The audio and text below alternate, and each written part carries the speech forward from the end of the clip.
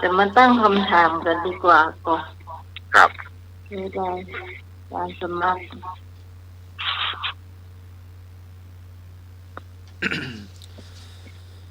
อุโบสถศีลข้อ8มุ่งให้ผู้รักษาไม่ยึดติดสิ่งใดขออาหารขอเงินทองขอนาฬิกางอเตียงนอน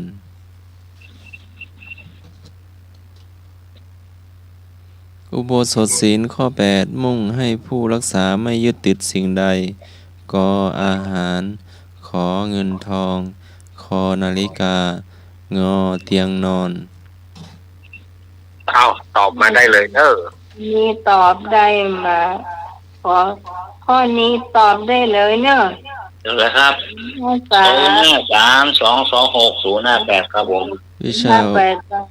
ครับหน่วยยอดเตียงนอนเนาะวิชาอุโบสถศีลวินัยธรรมศึกษาชั้นโทเนาะหน่วยยอดเตียงนอนเอาไปจัดปุ้ยมาสวัสดีเจ้าไอ้เนื้อกะครับโอ้ว่าได้คือสตางค์ครับหน้าสตางค์ที่ใช้ถึงวันเนี่ยครับนมัสการครับเอาเปลี่ยนใจนึกว่าเงินใจอยู่เด่นนี้พายจะเมาเนี่ยเมาน้ำแดงน้ำเขียวแปลกไปเหรอก็แปลกเมาน้ำแดงน้ำเขียวมาน้ำเขียวน้ำแดงอ้าวแม่สถาญาติโยม053226058เลยมาเลยมาตอนที่เอาสตางค์ลุงหนุ่ยเอาเตียงนอนสตางค์ลุงหนุ่ยเอาเตียงนอนพี่พรก่อนข้อใดพี่กรเอาข้าวกอไก่ไก่เนาะไก่เอาแยกกันไปเดี๋ยวมันพงปลาซังปลาเลี้ยงพงเจ้าพ่อเดียวพ่อใดเจ้าลาหมดแล้วก็เขางงเขาใหญ่เบาแล้วก็เขาวัดก็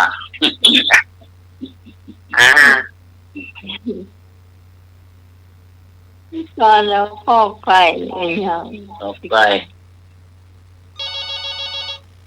เอามาแถมเดี๋ยวเลยครับข้อที่ถูกเนี่ยข้ออะไรพ่อจะมันหูยโอ้นั่นนะต้องถามยามสมัครคนที่จะเชื่อใครข้อขอใครวะเนี่ยนะใครนาฬิกาเนาะใส่นาฬิกาแน่นอนนะเนาะครับผมมีนาฬิกาเวลาเนาะยี่ห้อโรเล็กอย่างเดียวล้อเนี่ยโรเล็กมาเดินน่ะ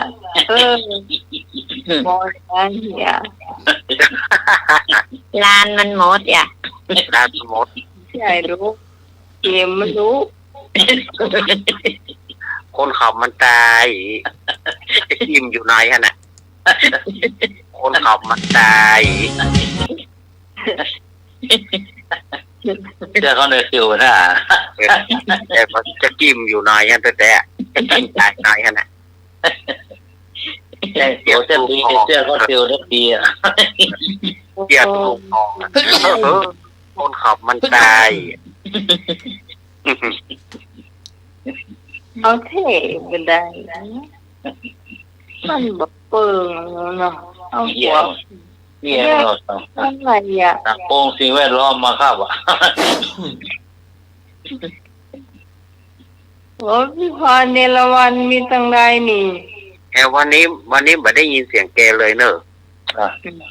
ตั้งแต่ตะวันแล้วจ้ะ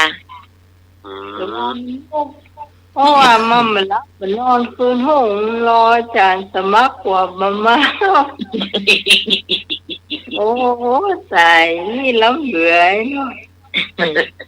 นี่นะมันรับมันนอนคืนห้องโอ้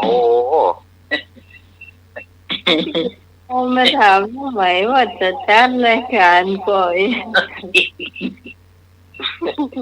จัดสิจะได้รับเลยลูก โอ้เดี๋ยวแค่โคตรเอาหน้าก็งงไอ้หน่วยสว่างเมฆมันมาหรอวะโอ้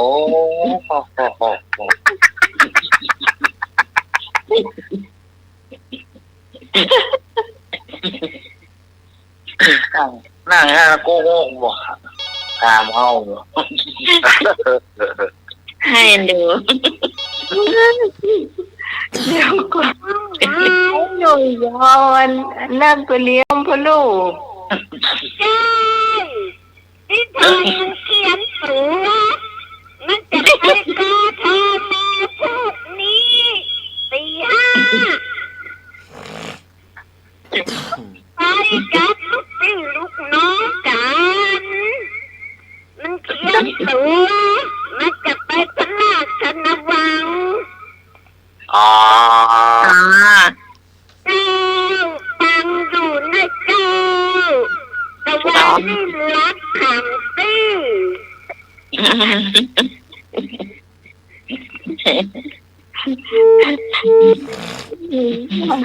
นั่นหนูก็นั่งหันคุกงูก็ไปได้หน่วยบาวันป่าท่องโกพวกคนจีนลูกเห็นแล้วเหรอต้องโกเหรอนั่นไอ้หน่วยเล่าขวัญดีแล้วบอกเอาแล้วบอกเมื่อกี้เมื่อกี้ไม่เรามาตื่นเมื่อกี้บอกแม่มาเศร้านักปิ้งอยู่เลยเนี่ยไอ้หน่วยเอาของงานพวกอะไรพวกหนูจะรอโทรศัพท์ตัว2-3 รอบละว่าได้อ่ะต้องดูก็ได้มาตรการครับผมเพื่อนจำศีลย่าเลยนั่งก็งกฮะนั่งเก้าอี้นะจำศีลครับนมัสการครับนี่เหมือนตัวเนี่ยเดินรอบบ้านน่ะใครมาตั้งใดนะรายงานตัวหมดก็มาห้องน้องใหม่เนี่ยโอ้เอาพัสดุโอ้ต้องการให้มาข้าไปลูกมาอย่างนี้อีกอ่ะเมื่อก่อนลงรถมาเดินแกเห็นเนาะแกก็เดินมาหารีบรายงานตัวเลยแล้วก็ไข้หัวจะมาถึงก่อนพี่ก่อนเมื่อจ้ามาถึง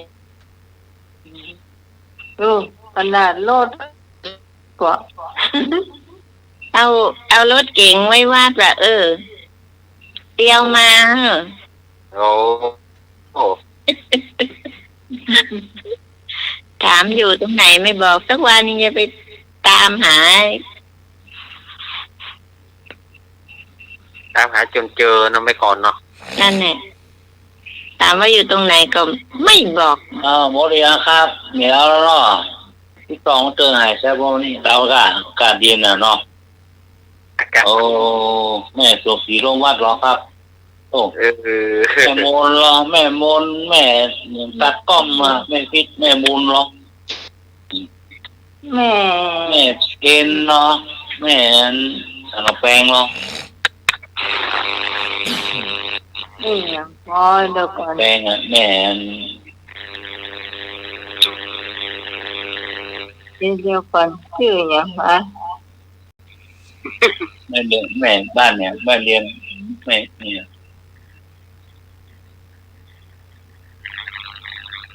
เราก็ลืมชื่อไปแล้วนะครับ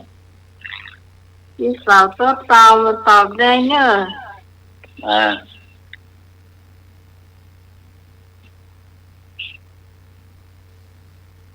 เอาเสร็จเลย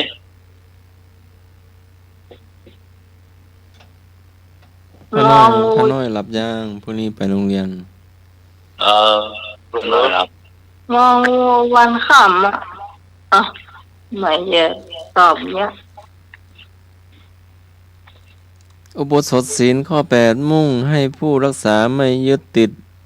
เตียงนอน อ่าง องูไม่ยึดติดในเตียงนอน อ๋อท่านยึดติดไงเพิ่นบอกว่าอย่านอนสูงกว่าครูบาอาจารย์ น่าหน่วยกี่เดียว ครับเอาเพิ่นมีข้อนั้นหรอก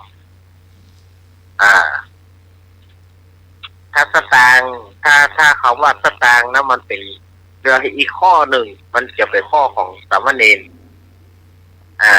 ข้อที่ไอ้เป็นพันแท้ว่าเนี่ย มันเป็นของเดน ข้อต่อไป หน่วยนำละหนึ่ง อุโบสถศีลข้อ8พูดถึงการงดเว้นข้อใด งอของแบรนด์เนมกอ iPad คอที่นอนหรูหราขอ iPhone ว่าไหม อุโบสถศีลข้อ8พูดถึงการงดเว้นข้อใด งอของแบรนด์เนมขอ iPhone คอที่นอนหรูกอ iPad เอา ถูกต้อง อันนี้ก็ง่ายแล้วไทยอันนี้ก็ง่ายมาเลย ถูกต้องเลยอ่ะถูกต้องเลย สลีที่นอนเก่าแล้ว อันนี้ก็ง่ายญาติโยมมาเลยเนอะ ครับผม เอาที่นอนหรูๆงามๆนะครับนอนไอ้หนุ่ยเนาะ ครับหรือโบให้น้ำนะกันเนาะ ครับผม น้ำมีปุ้นสลีล่ะมันต้องยังล่ะพ่อ ไปนอนได้ไงหนุ่ย ครับ น้ำอยู่อัน นอนน้ำ ที่นอนน้ำหน้าหนาวเขาก็เปิดอุ่นเนาะอยาก โอ้โห ไอ้หนุ่ยยังไม่ได้นอนหรอก ไอ้พงได้นอนแล้ว เนาะ เพราะเพิ่งขึ้นบ้านใหม่อ่ะ อ๋อ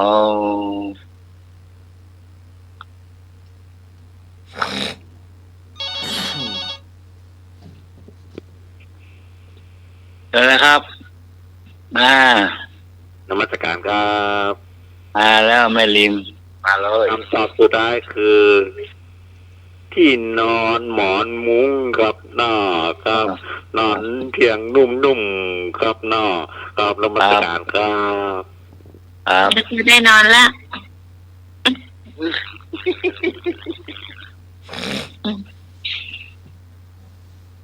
เอาตามมันกำนันกำลัก ครับ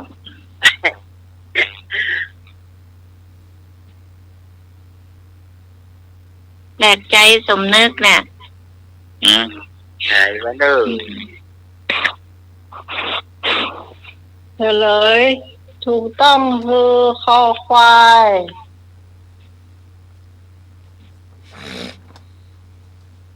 แม่น อุโบสถศีลข้อ8พูดถึงการงดเว้นที่นอนหรูหราคอควาย สองข้อเรียบร้อย 2 ข้อนี้มันก็มา โต ตอน น้องเหรอน้องต่อคอควายเอาข้อต่อไปเลยเปิดจะเข้าไว ข้อใดไม่ใช่อานิสงส์ของการรักษาอุโบสถศีลก็ขึ้นเกิดในสวรรค์ขอทำให้ดวงดี ขอทำให้ได้โภคทรัพย์งอให้ถึงนิพพาน ข้อใดไม่ใช่อานิสงส์ของการรักษาอุโบสถศีลงอให้ถึงนิพพานขอให้ได้โภคทรัพย์ขอทำให้ดวงดีก็เกิดในสวรรค์ไม่ใช่อานิสงส์ของการรักษาอุโบสถศีล ๆขอใคร ขอใครนะ จะตัวปีนั่นเนอะ นะค่ะใครจะตัวใจตัวหวย ครับผม นมัสการครับ ครับ คำตอบสุดท้ายคือโภคทรัพย์กันเนาะครับนมัสการ โอ้ทราบหรอครับ โอ้ทราบคือสี่แต่เธอก็ไก่ เอา ควายงองูมันเหม็นหมดอ่ะมันยกเว้นขอไข่ตอนเนาะ โอ้ย จะบอกเนี่ย โอ้ยซาบาครับมาขอใครอ่ะ ครับ โอ้ยซา ของ บา ใครหรอ โอ้ยซาบาเขาขอใคร จะบอกฟังมาสีเลเนี่ยเปิดลงท้ายเนี่ยอ๋อมัน เอาอย่างงองู ปันสีเนาะเนี่ยว่าง องู นิพพานะครับ โอ้ใช่นะหนูไม่จะทอไม่เอาใครเอา ไม่ต้องมาจักอะไรไปคนเดียวนี่พัน ตุ โอ้ ใจไม่ทานอ่ะแม่นแต่ว่าอันไหนคือมันบ่ใจก็ถามว่าบ่ใจ เออ ลองคำตอบคำถามให้ดีๆมันบ่ใจอ่ะมันบ่ใจก็คือบ่ใจอ่ะ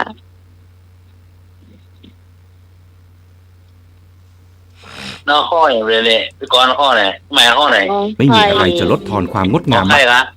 เจ้า อ่ะตัวกับตัวนะยายสมโนครัว เล่นยังตัวเดียว อ่ะ นอนในนอก ครับ ขนาดเล่นยังตัวมันอยู่ไปไม่ผ่าน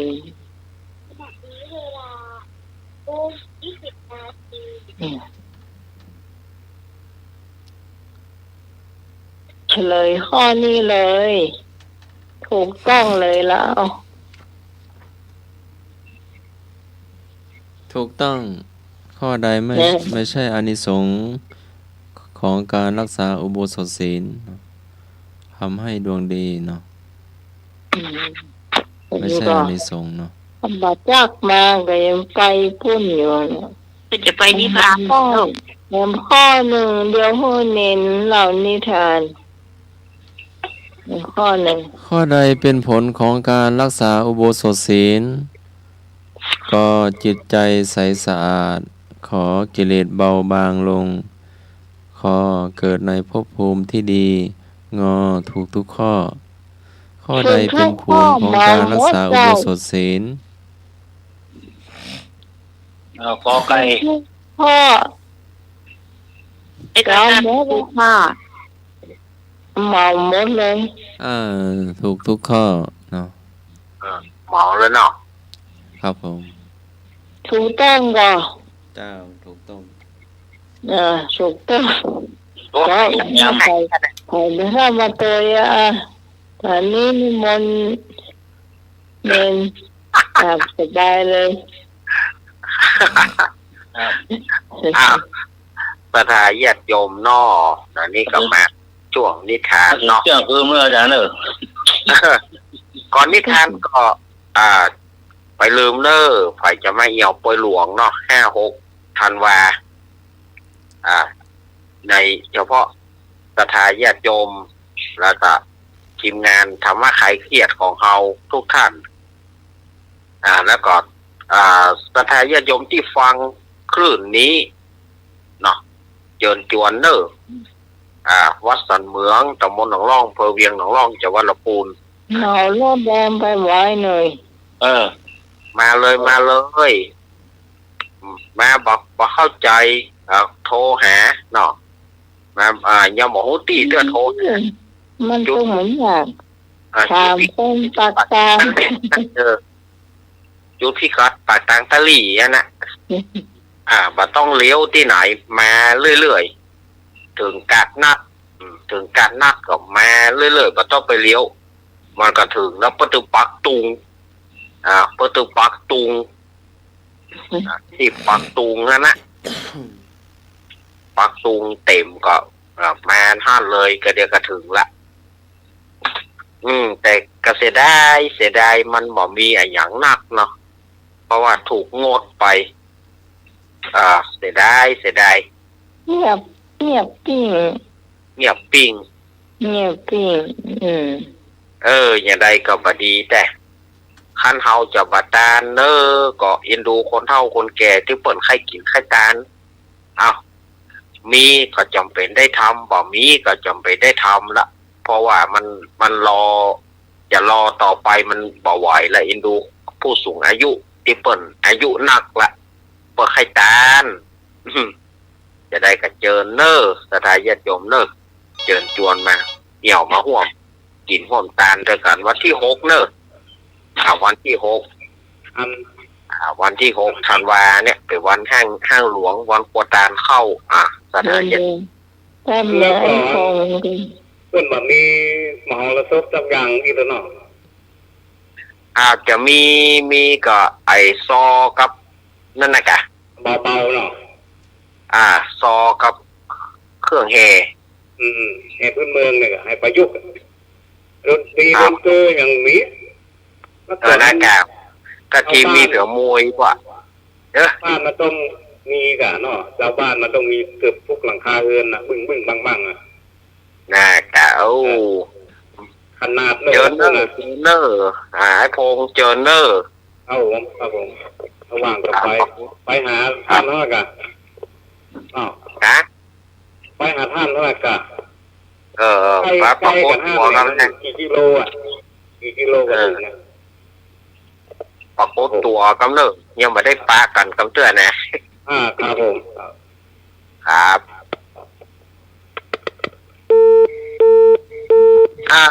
ก็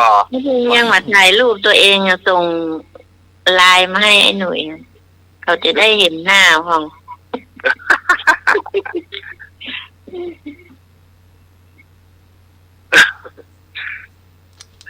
อันนี้ก็จะมาเล่านิทานให้สถาญาติโยมได้ฟังกันในวันนี้ก็จะเอาเรื่องก็เป็นเรื่องที่เคยเล่ามาสถาญาติโยมเพราะว่ามันเรื่องที่เคยเล่ามาเอาปิกมาใหม่นะวนกันไปวนกันมาบางทีมันกึดใจอย่างบ่ได้เนี่ยครับวนกันมามาเข้าใจหรอวนกันมาว่าเมื่อค่ำนี่ก็เล่าไปกำหนึ่งนะวันนี้ก็เอาปิกมาเล่าของกำนอกเรื่องของคนซวยนี่นะซวยขนาดนักเนาะก็เป็นเรื่องของลุงจันเนาะลุงจันนี่ไปเป็นข้าเก่าเตาเลี้ยงเจ้าพญาลูกในสมัยก่อนเนี่ยเปิ่นยุคเป็นข้าทาสเนาะลุงจันนี่ไปเกิดในตระกูลข้าทาสพ่อแม่ตายละแต่ว่าลุงจันเนี่ยมีเรียกว่ามีความหูปะนักเป็นคนพญาปึกคนพญาปึกทีนี้ก็เปิ้นถามอันใดก็บอกหูเรื่องในที่สุดก็ไปเป็นมหาดเล็กเจ้าพญาเปิ้นก็คือเป็นมหาดเล็กแต่ว่าคือหมอบอยู่ใต้พระบาทของเจ้าพญาเวลาที่เจ้าพญาออกท้องพระโรงลุงจันเนี่ยก็จะไปหมอบอยู่หั่นส่วนว่าเจ้าพญานั้นน่ะก็อินดูลุงจันอินดูมันอย่างเงี้ยจะได้ที่จะส่งเคราะห์คนอื่นเพื่อได้คืนขั้นเพื่อได้คืนเงินเดือนอย่างเงี้ยจะได้ก็เลยลักเอาเงินลักเอาเงินเอาทองในการเอาใส่ถุงกระดาษใส่ถุงกระดาษบอกว่าจานอันนี้นะถุงกระดาษนี่นะเอาไปเปิดที่บ้าน เอาไปเปิดที่บ้านถ้าพระอันอย่างก็เอาใจเลยเจ้าพญาก็สั่งไว้ ทีนี้ลุงจันทร์มาถึงที่ประตูมาถึงประตูวังไปปะใส่รปภไปปะใส่ยามเฝ้าประตูยามเฝ้าประตูนี่มันก็ฉลาดแกมโกงเนาะมันก็มีใครว่ามันจะหูหน่อยว่าลุงจันทร์นี่เป็นคนปึกหรอลุงจันทร์นี่มาได้ห้ามได้เฮียนอย่างนี้มันก็มาลุงมีอย่างกินพ่องฮะเนี่ยก็บ่มีอย่างกินนะลุงจันทร์ก็ว่าบ่มีอย่างกินแล้วลุงกำอย่างแม่ก็บอกฮู้นะก็เจ้าพญาเอาถุงกระดาษเธอเนี่ยถุงไอ้อย่างก็บอกฮู้บ่เฮ้ยขอผมได้ขอผมยังบ่ได้กินอย่างเตื้อแน่ตั้งแต่เต้ามาบ่ได้กินอย่างเลยนี่ขอได้ก็เจ้าพญาจะว่ากะฮะเนี่ยลุงจันทร์ก็กลัวนั่นว่าเป็นอย่างนั้นลุงเพิ่นบอกว่าก็ดีเหมือนกันนะขี้ค้านจะถือบ่เฮ้ยขี้ค้านจะกำมันตึกมือบอกไปเตอะปัดเท่าเนาะยามคนนั้นนะมันก็ลูบปากกันเนาะท่อหีบปากหีบคอตัวเองต่างหากกันเนาะ โอ้ถึงวันพุกเมื่อเจ้า ลุงจันทร์ป่อมาหำละมามอบอยู่ใต้พระบาทเจ้าพญาก็ถามว่าไอ้จันทร์ห้าวถุงกระดาษทุกคิงเนี่ยจะเอาไปเตะบ้านก่อนป่าได้เตะบาดเจ้าพ่อหยังไอ้ยามนั่นมันบ่ได้กินข้าวแล้วอีกแถมอย่างหนึ่งค่าบาทก็ที่ร้านกล่อมถุงนั่นมันเติกค่าบาทก็เลยเอาฮื้อมันไปอาจารย์เฮ้ยนี่เอาเงินฮื้อคิงตึงเงินตึงทองเอาฮื้อคิงเนี่ยจะเอาไปฮื้อเปิ่นยี่หยัง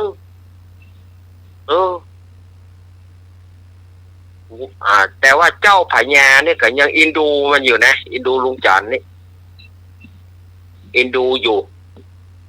ก่อนลากเอา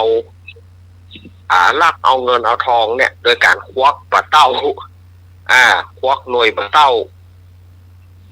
ควักหน่วยปะเต้าแล้วก็เอาเงินเอาทองเข้ายัด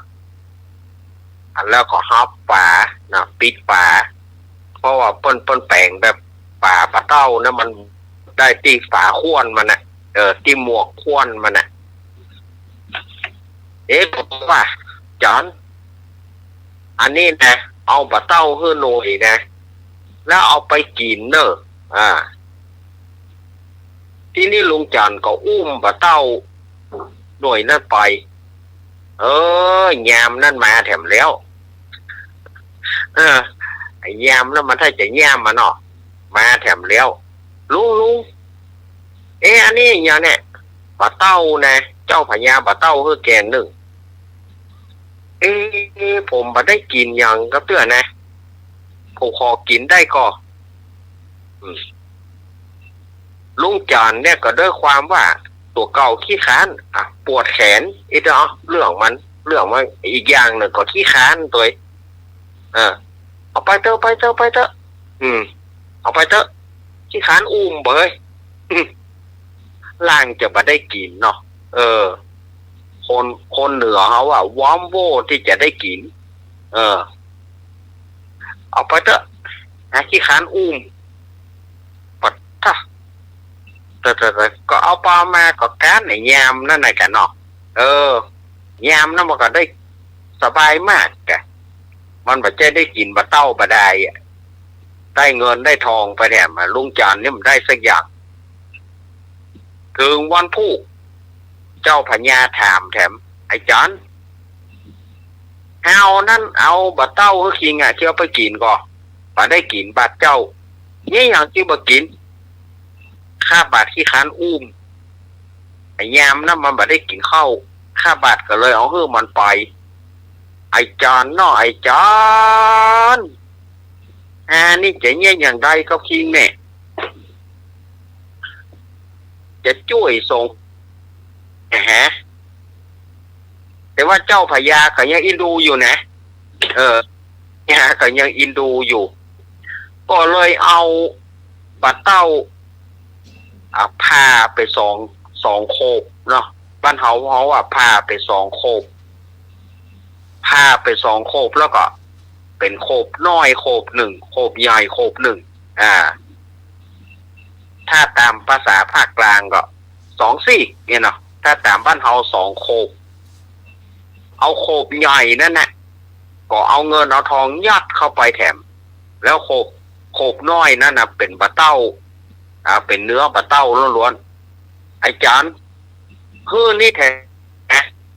แถมหน่วยนี่คิงต้องเอาไปกินเพื่อได้เนอะถึงวันพูกมาถามมาได้เรื่องมาได้ราวว่าเอาไปกินเอาไปป่านคนอื่นแล้วระวังก็ดี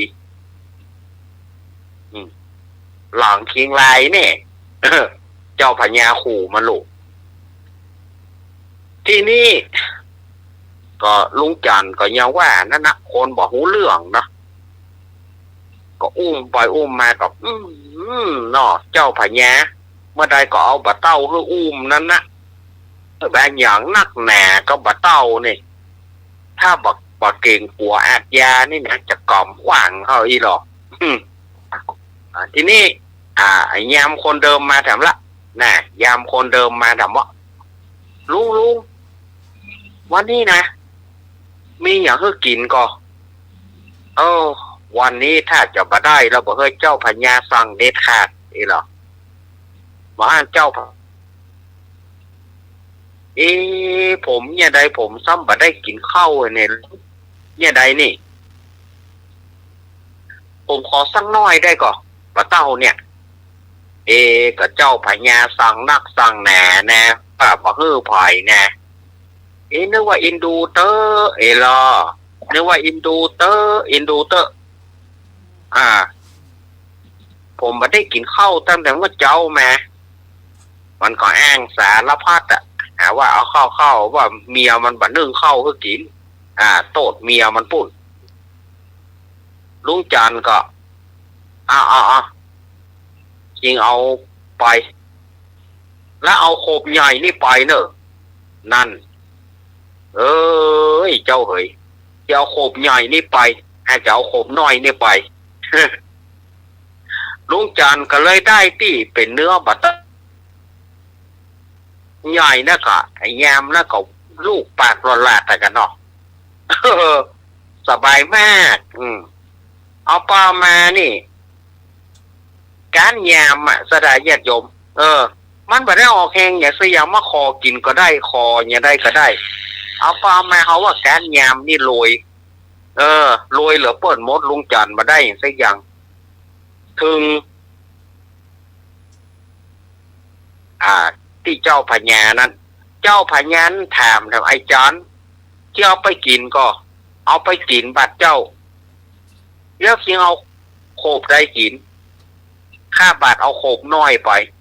แล้วโขบใหญ่นั่นเนาะโขบใหญ่นะเอาเหื่อยแยมนั่นไปไอ้จอนเอ้ยแค่จะบอก จะบาขึ้นเงินเดือนจะบาฮื้ออย่างจริงละฮื้อไปก็บอกหูเรื่องหูลาวบอกเฮ้ยทีนี้เมื่อเจ้าพญาสวรรคตลงเมื่อเจ้าพญาสวรรคตลงแล้วเปิดตั้งเจ้าพญาตนใหม่ลุงจันก็เลยว่าเจ้าพญาองค์เก่าก็สวรรคตลักเขาก็หนีไปบ้านดีกว่าแน่หนีไปอยู่บ้านนอกชนบทปุ่น หนีไปอยู่บ้านนอกชนบทก็พอมีเงินเหลือก็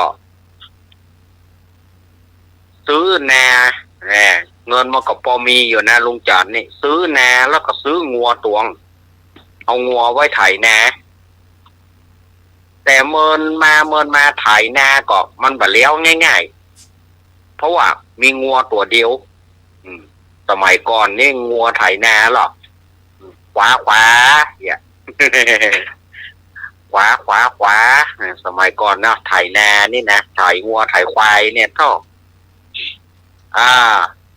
ลุงจันก็ว่าหน้าบัดแล้วสักเตื้อเมาไถเพราะว่าใจงัวตัวเดียว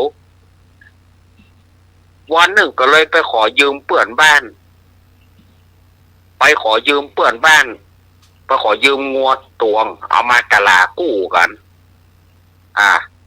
โดยเจ้าไปยืมมาแรงเอาไปส่งเจ้าไปยืมมาแรงเอาไปส่งมีอยู่วันหนึ่งลุงจันก็เอางัวไปส่งเอางัวไปคืนเพื่อเปิ้นในขณะนั้นก็ไปหารเปิ้นกินข้าวอยู่บนบ้านไปหารเปิ้นกินข้าวแรงขั้นลุงจันนี่ก็ถ้าจะอู้ไปก็ความสะเพร่าก็มีน้อยจะเอิ้นเปิ้นว่าเอางัวมาส่งเนี่ยเปิ้นห้องกินข้าวนานลุงจันเฮ้ยเปิ้นห้องกินข้าวน่ะก็นอนสบายเนาะ ลุงจันก็ซะว่ากลัวเปิ้นห้องกินข้าวกลัวเปิ้นเอิ้นกินข้าวก็เลยเอางัวไปมัดไว้กับแรงเสาแรงเจ้ามาก่อหารนั่นนะเจ้าของงัวก่อหารนะ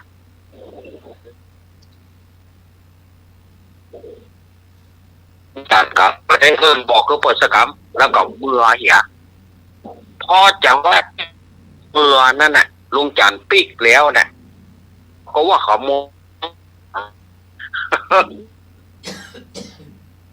แต่ญาติโยมขโมยล้องหลังเอางัวตัวนั้นไปเหี้ยเจ้าของงัวค่ำมาจะมาสูงไฟให้งัวงัวมีไหนเหี้ยนี่กะพองัวบ่มีก็ทั้งที่ตัวเก่าหานแล้วนะว่าเปิ้นเอามาส่งก็หานเปิ้นบ่มีความรู้เนาะก็เลยเปิ้นฮ้องว่าแบกเมย์ก็เลยใส่โตดลุงจันได้ใส่โตดลุงจันว่าลุงจันเนี่ยยักยอกงัวไปบ่เอาคืนนั่นก็เลยไปแจ้งพ่อหลวงแจ้งก็ไปฟังไปแจ้งพ่อหลวงว่าขอให้ยับลุงจันเนี่ยลุงฐานนะว่าปู่จันนี่ลักงัวผมไปพ่อหลวงก็บอกหูเรื่องหูแล้วเนี่ยก็ได้สอบถามอยู่มาก็มายับลุงจันเจ้าไปแจ้งมายับลุงจันว่าจะเอาไปไต่สวนจะไปสอบสวนในวังปุ่นเจ้าพญาองค์ใหม่นี่เปิ้นเที่ยงธรรมอยู่ๆก็ยับลุงจันเข้าไงก็บ่ได้กินเตียวไปพ่อหลวงก็ขู่ตัวเขี้ยนไปตัวลุงจันก็อนาถาแต่เนาะเฮาหันเฮามีความรู้ก็ขู่ได้ขู่เอาอย่าขออู้อย่าได้ก็บ่ฟังเจ้าของงัวตึงฟังก็หาว่าลุงจันนี่ยักยอกงัวไปแตะไปถึงบ้านเปื้อนไปถึงบ้านเสี่ยวลุงจันก็อยากกินข้าวลุงจันอยากกินข้าวก็เลยขอพ่อหลวงผมขอไปบ้านเปื้อนผมนี่กำเดียวผมอยากกินข้าวไปขอข้าวกินสักป้านหนึ่งก็ยังดีพ่อหลวงก็อนุญาตเถอะลุงจันก็เลยเข้าไปบ้านปะเมียของเปื้อนไปปะเมียของเปื้อนตัวนั้นถามว่าเซียวไปไหนโอ้มีที่เปิ่นย่อพันเปิ่นจะเอาไปในวังพุ่นแต่แล้วบัดเดียวเนี่ยข้าอยากกินข้าวขอข้าวสักป้านเหรอโอ้กับพี่เซียวข้าจะยื้อเอาเข้ากับซ้ำว่าเมียของเปื่อนเนี่ยซ้ำแมนลูกเถียพอจะดีเกิดซ้ำต้องลูกพอจะดีเกิดปรากฏว่าอันนั้นก็เอาของไปไว้อย่างสูงเนาะเอาไปไว้คือพวกเนี่ยแล้วก็ เดี๋ยวเนอร์พิซิโอเนอร์อีกอะก็เอาโต๊ะเอาโต๊ะมา เอาโต๊ะยองไว้แล้วก็ขึ้น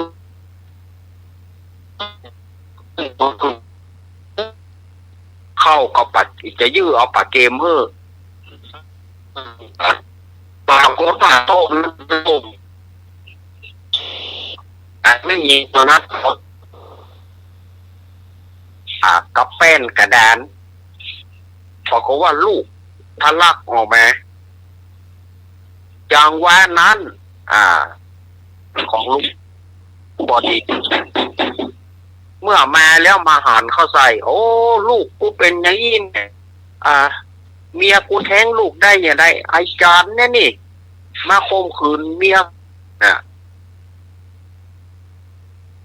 พ่อหลวงยับเลยพ่อหลวงจะเอามันไปไหนจะเอาไปในวังนะ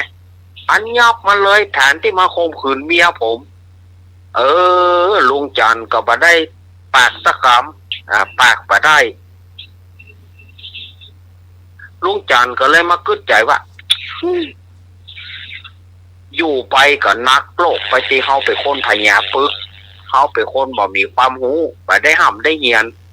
แล้วไปปอมาถูกใส่โต๊ะแถมยี่ลำเหลือก็บ่ขออยู่ละจะกระโดดเพราะว่ามันต้องข้ามดอยหรอจะกระโดดคือมันตายโต๊ะเขียวพุ่นก็เลยออกอุบายขอพ่อหลวงว่าพ่อหลวงเจ๊ผมขอโหล่นขึ้นบนดอยนี่กันว่าผมเจ็บท้องผมขอโหล่นเข้าขึ้นบนดอยผมขอโหล่นไปที่ราบกับเดียวก่อนพ่อหลวงก็หันว่าลุงจันนี่เจ็บท้องก็เลยปล่อยเมื่อปล่อยลุงจันก็ตั้งใจจะไปโดดลงเหวก็เลยขึ้นไปบนดอยปุ่นแล้วก็จะปุ้งเหลาลงมาให้มันตกลงในเหวปุ่นปรากฏว่าในจังหวะที่ลุงจันจะกระโดดนั่นน่ะสองป่อลูกที่ไหนก็บอกโอ้แม่ผ่านมาตัดนั่นพอดีเป็นจังหวะที่ลุงจันปุ้งเหลาลง พอลุงจันปุ้งเหลาก็ไปถูกใส่ป่อของป้าใจคนนั้นปุ้งเหลาก็สุดตัวเนาะก็เพราะว่าไปโจรใส่ป่อของละออนนุ่มคนนั้นป่อของละออนนุ่มก็เลยคอหักตายละออนนุ่มคนนั้นก็แจ้งพ่อหลวงเพิ่มแถมว่าลุงจันเนี่ยไปโจรใส่ป่อคอหักลุงจันจะต้องใต้ป่อมาลุงจันจะต้องใต้ป่อมา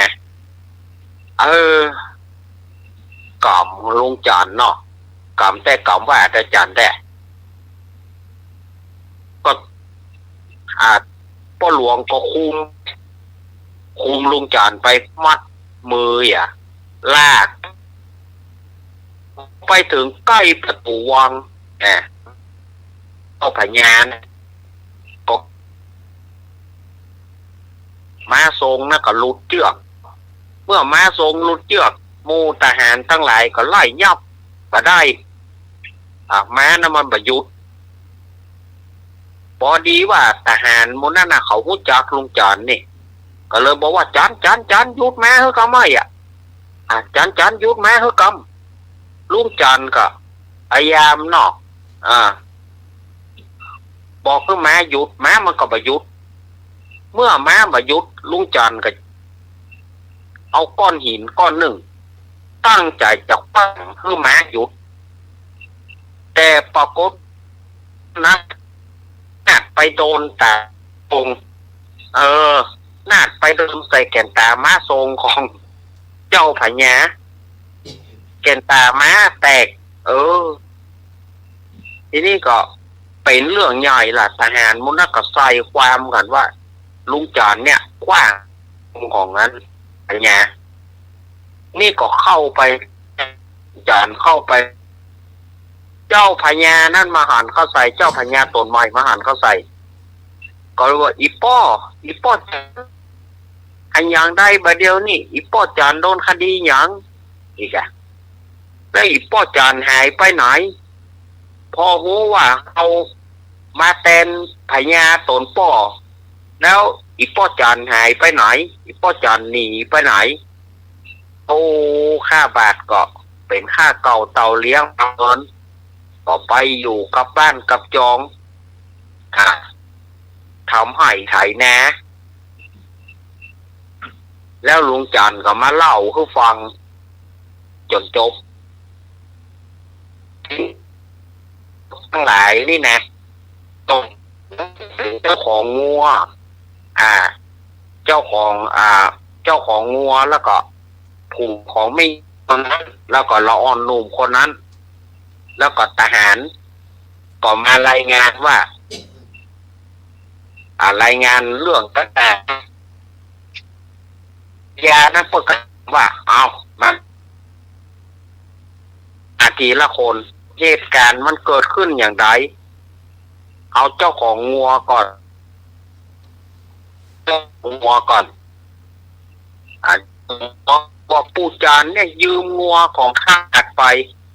เจ้าไปแรงเจ้าเอาไปแรงเอาปีกแม่แต่ว่าเนี่ย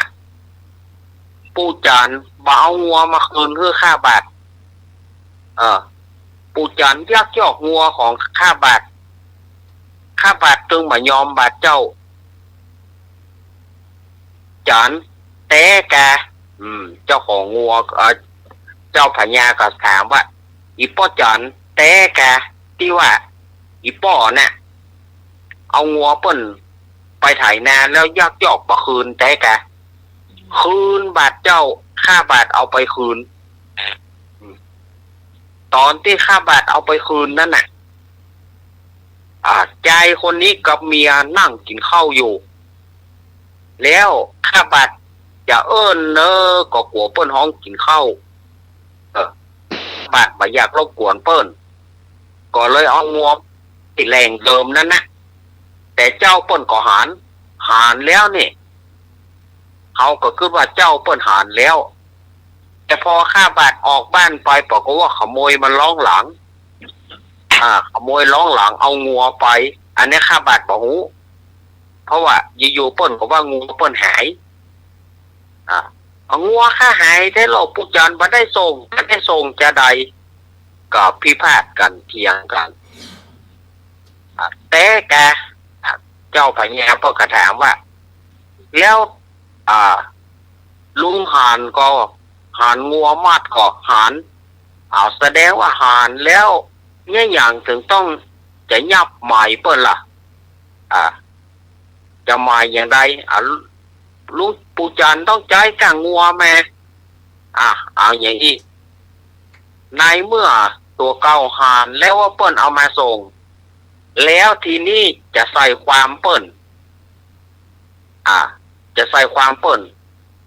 ลุงเนี่ยต้องเสี่ยงเฮ้ยป้อจานในฐานที่ว่าหานแล้วไปใส่ความเปิ้นเอาก้างงัวเอาตะตางคืออีป้อจานไปก้างหมอย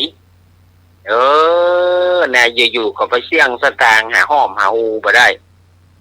และแถมโคนเหรอปู่จานเนี่ยไปโคมขืนเมียของข้าบาทเจ้าแต่กับป้อจานบาดใจตอนที่ป้อหลวงยับข้าบาทไปข้าบาทอยากกินข้าวข้าบาทก็หาเปื่อนก็เลยไปขอกินข้าวเปื่อนเนี่ยก็ขึ้นจะไปยื้อเอาปลาเกมที่อยู่บนคือปุ่นบอกก็ว่าเอาโต๊ะขึ้นบนโต๊ะบอกก็ว่าโต๊ะล่มแล้วลูกก็ทะลักออกมาลูกก็โซดออกมาข้าบาทมาได้โคมขืนแล้วโจทย์จะว่าจะได้ปู่จานต้องเอาลูกค่าคืนมาอย่างเก่าถ้าเอาลูกคืนมาอย่างเก่าได้ถ้าอย่างอันก็เอาเมียของนายเนี่ยเอาเป็นเมียไอ้ป้อจานเนี่ยป้อจานแปลงลูกป้อจานแปลงลูกบ่เอาลูกนี่ก็บ่เอาแล้ว เออ เอามาแถมโคนเหรอ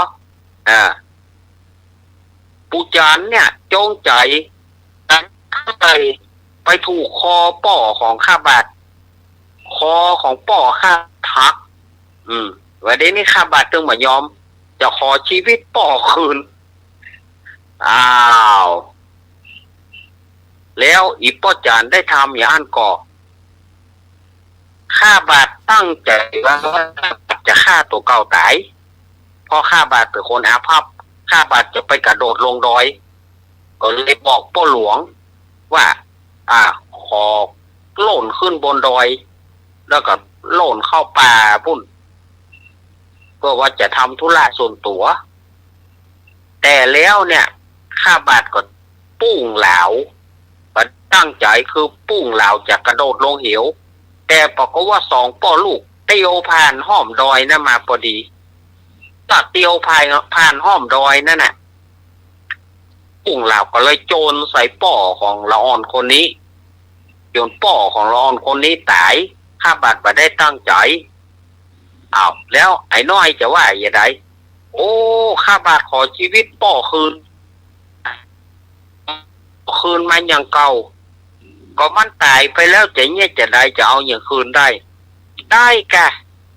ปูจานต้องใจมาปูจานต้องเอาชีวิตป้อข้าคืนมานี่กับตาศีลเฮเนอร์นายเมื่ออยากจะได้ชีวิตป้ออยากจะคือป้อมันอย่างเก่าไม่ก็อันก็เอาอีป้อจานไปเป็นป้อมึงเหี้ยเอาอีป้อจานไปเป็นป้อมึงเหี้ยแต่ว่าจบโอ้บ่เอาแล้วอีลำเหลือก็บ่เอาแล้วบาดเจ้าบ่เอาแล้วในทหารก็มาฟ้องว่าลุงจานเนี่ยตั้งใจจะขว้างตามาลุงจานก็บอกว่าบาดใจว่าจะขว้างตาว่าจะขว้างคือมันถูกตัวมันคือมันหยุดมันไม่ยอมหยุดก็เลยขว้างแต่หินเจ้ากามนั่นไปโดนใส่ตามันต้องไปตาม้าทรงเปิ้นก็ยกไปว่าอีป้อจานนี่บ่ได้ตั้งใจอีป้อบ่ได้ตั้งใจตั้งแต่นี้ต่อไปอีป้อบ่ต้องออกไปชนบทแถมแล้วอีป้อจงอยู่ในวังนี้เฮาจะบ่เอาป้อเป็นข้าเก่าเต่าเลี้ยงเฮาจะฮักเหมือนป้ออีป้อจานอยู่ในวังนี้เจ้าพญานั่นก็เลยได้เลี้ยงลุงจานไว้จนเต่าตายเนาะอันนี้ก็คือเป็นนิทานที่ว่าซวยมหาซวยแต่ละลุงจานนี่นะได้ตึงซวยได้ตึงปึกเนาะพญาปึกย่อมเพราะว่านะถ้าไปเจอใส่เพลงซวยแล้วซวยแถว มันเป็นเรื่องที่ยุ่งเนาะเรื่องนี้ยุ่งหยาบเนาะคนเมืองเขาว่ายุ่งหยาบยุ่งอันนั้นนะก็บอกตอนนี้ก็ก็เจิญโยมปี่ได้ดำเนินรายการต่อไปเนาะลุงหนุ่ยซวยเนาะโอเคครับลุงหนุ่ยซวยลุงจานลุงจานยุ่งแต่เคยได้ฟังอาจารย์ยอดก็เล่าเนี่ยแม่ละที่เคยได้ยินนอนมารับเมื่อคืนจะตาคอแห้งเนาะเพื่อเอาทอง2 เตื้อ 3 เตื้อไม่ได้สักอย่างละไม่ได้สักอย่างมาตรการครับม่วนดีเหมือนกันละม่วนก็มีคติตัวครับเนาะคติสอนใจขนาดเลยครับเนาะครับคุณก็นมัสการครับมีคติทำเลยหรอบักเก้าจำบักเก้ากำบักเก้าเล่าแม่เนี่ยนี่รักว่าแก่กะยุ่งหยาบยุ่งหยาบ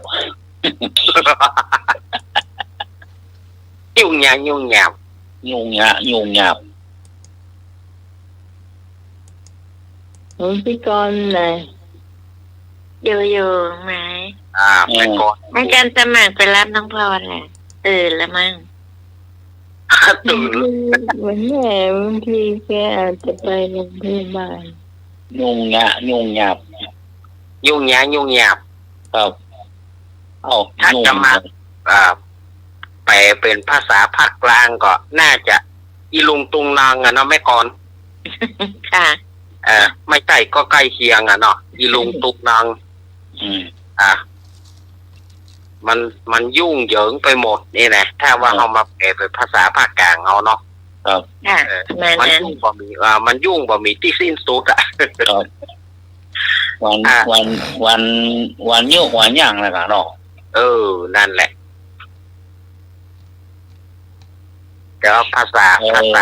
เมืองเหนือเขานี่จะย้ายคำด้วยว่าไปให้บดีนี่มันแปลยากนะถ้าเขาบอกเข้าใจในเมืองเหนือเขานี่ มันจะแปลกรรมแต่ละกรรมของเมืองเหนือเขาเนี่ยไปสู่กรรมของภาคกลางเนี่ย มันค่อนข้างว่าจะยากพอสมควร ไม่เราแล้วเขาเข้าใจอะเนาะเขาก็บอกอยู่นะเหมือนเอานะวันอยู่มีเยอะ อันนั้นต้องให้ผมพูด ยังคำว่าบลินตีนตอนนี่เหรอ บาลินตินตอน ก็คือมันไม่เป็นชิ้นเป็นอันแน่ไม่เป็นชิ้นเป็นอันแน่อะไรเป็นวลีจีนตอนเราช่องหรืออีหลออยู่ไหนหรอครับ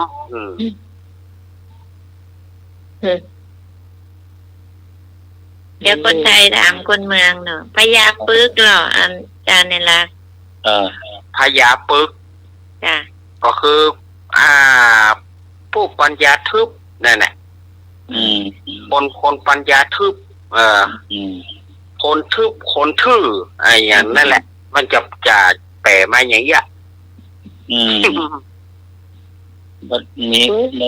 รู้เรื่องของเราเนาะปึ๊กขยือ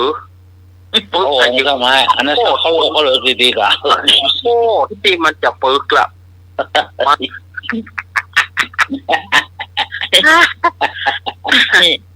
โอ้โหอย่าเอามาถามกันนะถามกันม้วนๆมีอย่างเดียนยั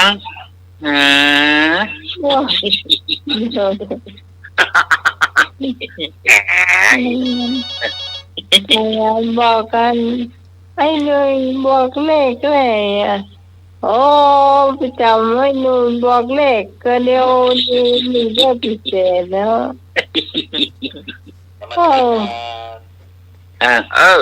มาเขาเรียกว่าพญาปึกครับน้าแม่ละปึกครับแม่ละอยู่จับผลหนึ่งได้ไป3 ปีวะแฟนพันธุ์แท้ไปหอมแต่2 ปันก็บอกเอาไปเน็บอยู่อ่ะไอ้ห้องบอกว่าถ้าใหม่บอกว่าเขาคิดในใจขนาดเขาคิดมันเกิน10,000แล้วก่อนไม่ถึง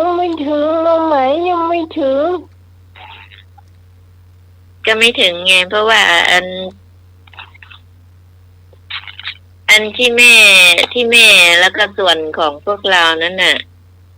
ที่ก่อนไม่รู้น่ะถ้าน้องใหม่ไม่บอกก็ไม่รู้เนี่ยแล้วที่เอามาบวกทีหลังนั่นน่ะก็ถึงรวมมันถึงได้10,000 ปลายนั่นน่ะเพราะว่าเงินตามมาทีหลังเนาะตัวเลขชื่อไม่บอกเนาะ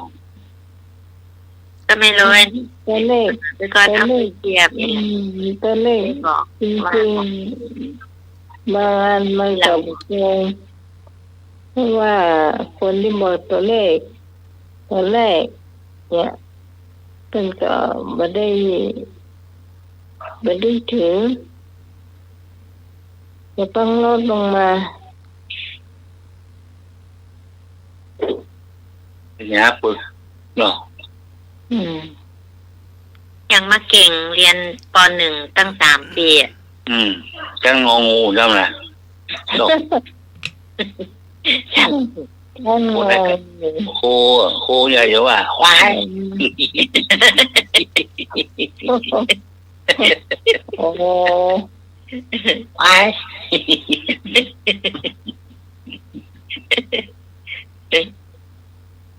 เรื่องมันก็คืนหรอสร้างมันจนได้อันจนได้หรอถ้าผ่านมาอะไรก็คืนมานะเนี่ยไม่จำกัดเวลาอย่างคนก่อนนะ ถ้าเป็นบ้านที่ก่อนนะครูจะบอกว่าเธอนี่โง่จริงๆนะ เพิ่นอยู่กอไก่ขอไข่มันอยู่งองูสุดท้ายบ่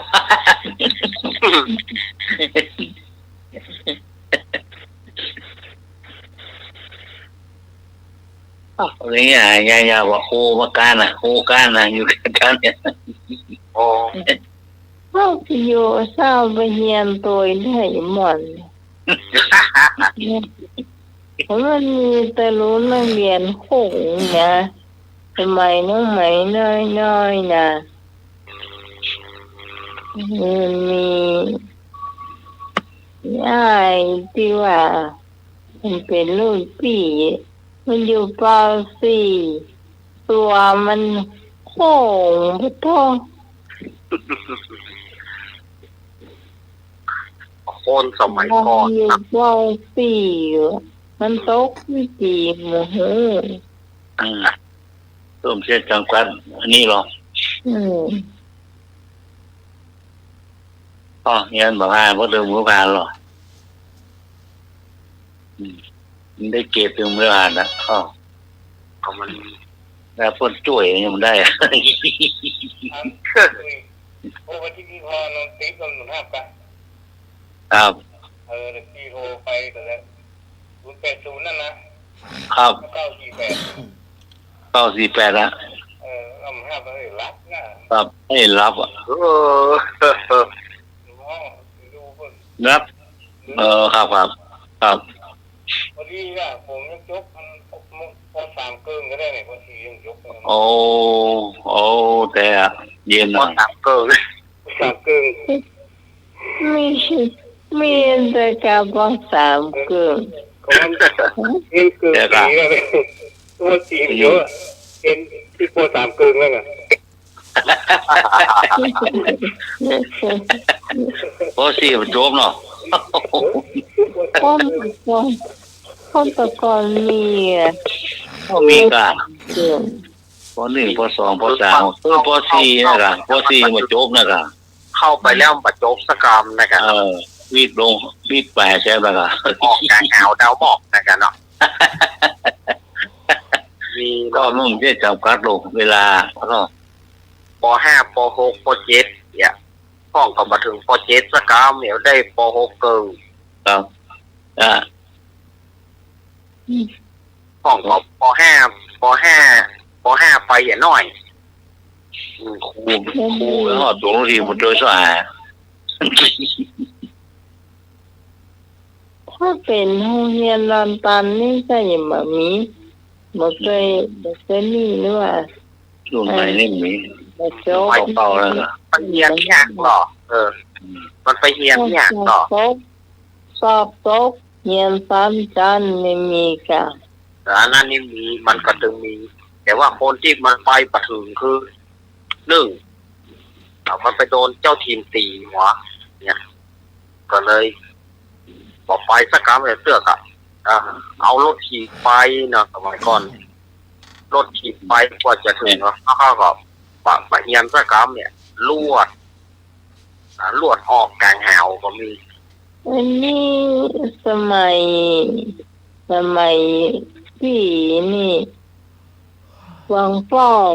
หนองเขียวผ้าไผ่แล้วก็ต้องหอมต้องมาเรียนลอนตันหมดเลยเรียนต้องเรียน100 ปลายกัน โอ้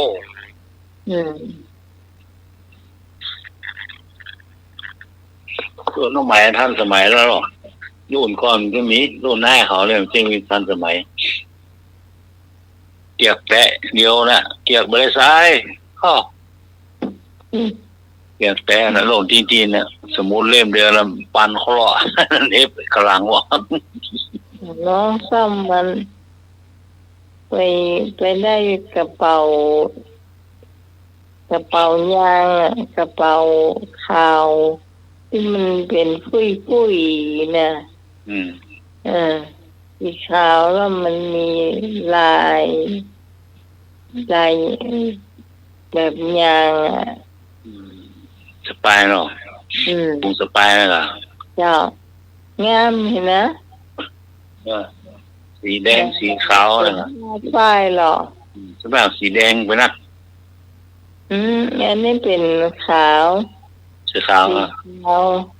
ขาวแล้วมันแฉบแดงห้องเนี่ยกะแต่บัดใจแดงนักนี่ถุงยางเลยค่ะเนาะตั้งลูกยางซอยอ่ะเนี่ย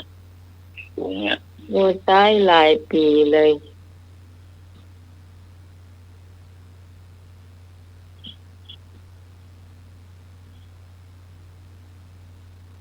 สมองชุบเนาะยาปึก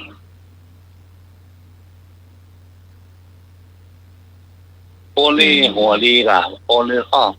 แป๊บไปเลยโอ้เนี่ยมีเก่งนะมันแล้วแต่ว่าเราตั้งใจเรียนก็นี่คือคนเก่งเวลาเพิ่นสอนก็อยู่ว่าหลังว่าเมากันเฮียเมาเล่นกันเฮียมีเรื่องยัง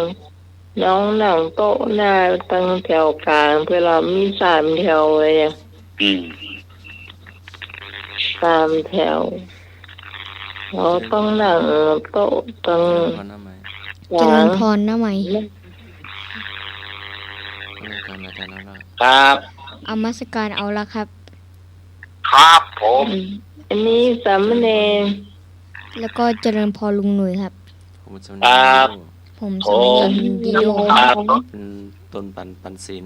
ต้นปันศีลเนี่ยที่บ้านน้าใหม่ครับที่บ้านน้าใหม่ครับดีโดต้องมันฮัดปันศีลบ่อยๆเนอะยังไม่หลับเหรอถามอะไรเอ่ยป่ะจะได้คล่องสมองคล่องป่ะอะไรเอ่ยได้ไหมอะไรเอ่ยจำได้ไหมอะไรเอ่ยอ่ะได้ไหมถามอะไรเอ่ยไม่เก่งไม่ได้แต่งตัวมาเลยจะได้ฮัดสมองคล่องเลยนอนแล้วไม่ได้แต่งตัวจากลูกแม่นะไม่ได้แต่งตัวพี่แกล้งไม่ได้กลางไม่ว่านะเนาะหน้าใครหัวตามบอกเก่าจบไปละครับนี่มีเชือกไว้หน่อยเชือกมีครับมีค่ะเชือก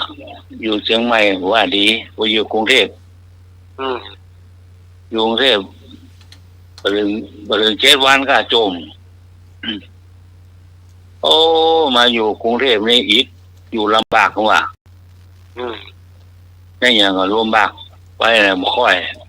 โกนกับนักลำบากจมถนนกับถนน3 คลอง 3 วาถนน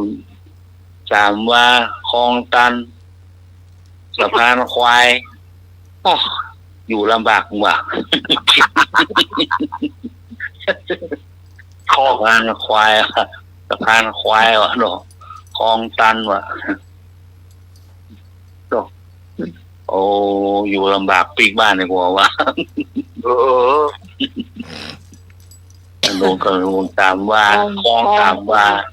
คลองกับน้ำมาได้คลองตันเนี่ย ก็ บ้านเป็นสะพานควายเนี่ยเชื่อสะพานคน พระรามของพระรามเก้าไปบ่ได้หม้อ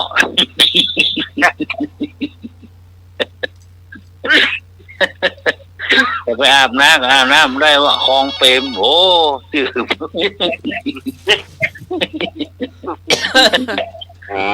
ลำบากลำบนมาอยู่แล้วเว้ยเชียงเทพ มาตรการครับ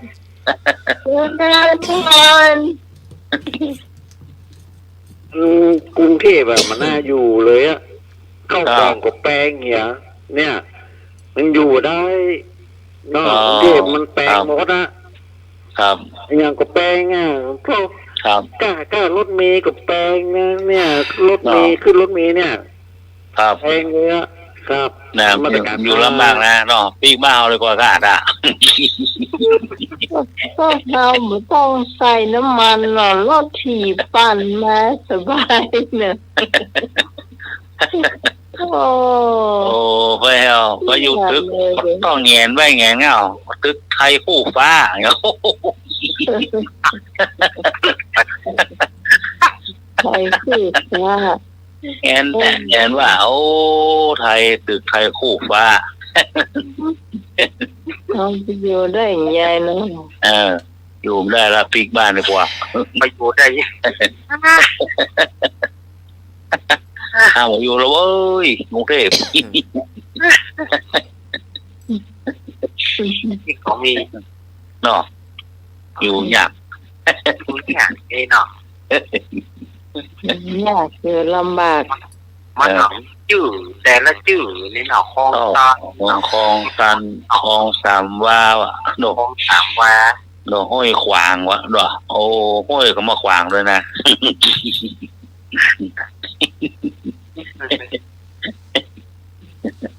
สะพานกับสะพานพูดโดไปไม่ได้หม้อพูดปีไปทางไทยหันลำเหลือปีกบ้านดีกว่ากันเนาะว่าปีกอยู่ไม่ได้แล้วกรุงเทพไปไหนลำบากเนี่ยปีกมากรุงเทพลำบากนี่ยิงไม่ดีกว่าเนาะแน่นอนยังไม่นี่มีสะพานเนี่ยพ่อที่สะพานเจ้าเจ้าที่สมสะพานนวราชสะพานนวราชสะพานนครพิงค์ที่หลงเนี่ยหัวเมืองลายเนี่ยพร้อมแล้วขวาหรอกเนี่ยคนภาคกลางพวกไม่เอาเชียงใหม่อันนี้สะพานอะไรผ่านรถสามล้ออันนี้ขวาเหล็กขวาเหล็กนี่สะพานอะไรครับลุงนี่ขวาเหล็ก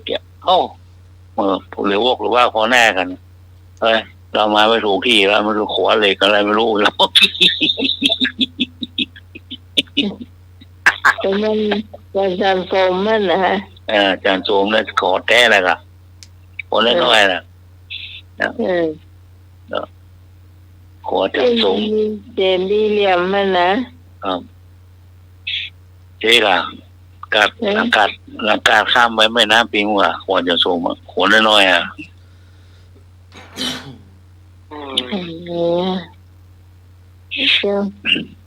เจดีขาว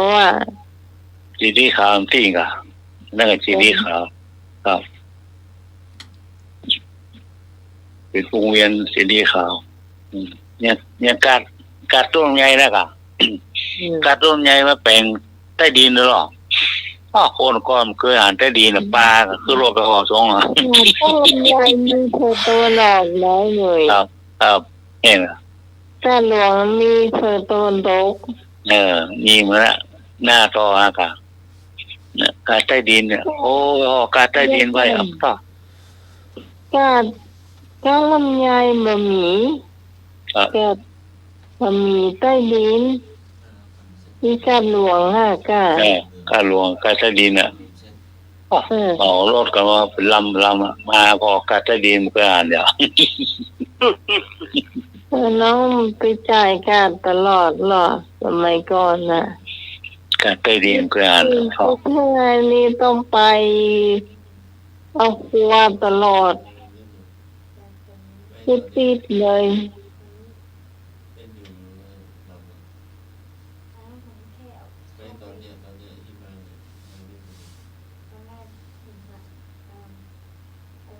เนี่ยมีอะไรเอ่ยมาถามเห็ม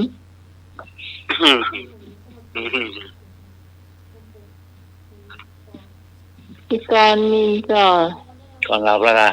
พี่กรณ์ไม่มีฟังอย่างเดียว วางอย่างเดียว อยู่ไหมกรุงเทพอยู่ลำบากเนาะ พี่กรณ์เคยอยู่ไม่ลำบาก เนาะ เพราะว่าพี่กรณ์ทำก่อสร้างเนี่ยไม่ค่อยได้ไปสะพานควายก็ไม่ได้ไปพี่กรณ์เดินแต่สะพานคนเนี่ยจะขึ้นสะพานลอยอ่ะ สะ แล้ว พาน ที่ ล นั่น อย ยังมีอีกไม่หน่อย สะพาน มี ล ป อย ระตูน้ำเนี่ยแต่ไม่มีน้ำ อืม ประตู ลำบา น้ำ กไปซื้อผ้าซื้อหัวไปที่ประตูน้ำที่ว่าโอ้ยเนี่ยเกี่ยวกับมีใส่น้ำก็นัก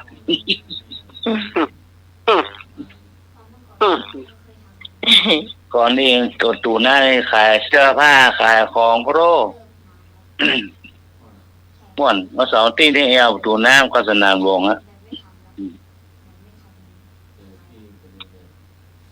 สนามหลวงก็เจ้ารถถีบวันบาทวันละค่ำอะต่อรถดีน้อยนะ เวลา5 ทุ่ม 20 นาที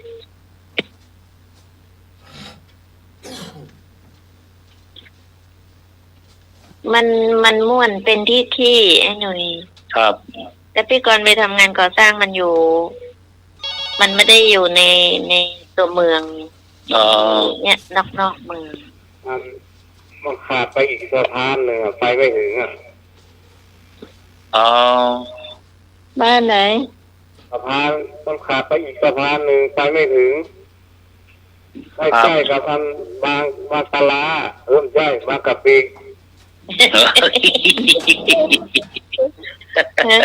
ไม่ไปพงษ์กลัวไปเหยียบอ่างกะปิแล้วไม่มีตังค์จ่าย บางกะปิอ่ะมันมีสะพานนั่นน่ะมันไม่ใช่สะพานต่ำนะมันเป็นสะพานสูงบางกะปิอ่ะ ขาดอันนี้ ครับ บางกะปิก็ใกล้ๆกับบางปลานะคะ อ๋อ ใช่ บางคำแหงไปออกพวกสำโรงก็ไปพุ่นเลยกะไปตรงไปเรื่อยๆสมุทรปราการนั่น ตลาดนี่เหรอกาดอะไรอ่ะกาด กาดโมบีอะไรกะ กาดโบเบอะไรอ่ะกาดสามเพลงก็มีเราจะไอ้วงหรอ เขาไม่เรียกการเขาเรียกตลาด ตลาดโบเบกับตลาดสามเพลงที่จริงเขาเรียกตลาดสามเพลงและอัน ก็ไม่รู้จะเรียกกันสำเพลงมันไม่สุภาพเนาะเขาก็เลยเรียกตลาดสามเพลงว่ะ รายการสามเพลงไม่ไปแล้วเว้ยสงสัยยุ่งว่ะ พี่กรณ์แต่อันเขาบอกว่าไปบางนาสี่แยกบางนาก็ไม่รู้จัก มันไม่เป็นสี่แยกมันเป็น6 แยกก็มีเขาบอกไม่เป็นละสี่แยกบางนาแต่ก่อนขึ้นแต่รถเมล์เนาะไป บางนาเนี่ยก่อนเนี่ยเป็นนาโมโลปะต้อง มันไหนไม่รู้อะ ครับ แล้วก็ที่นั่นเองมันจะไปวัดหลวงพ่อโสธรเนาะมันจะมีรถจอดอยู่นั่น บางนาพระโขนงนี่ปะต้อง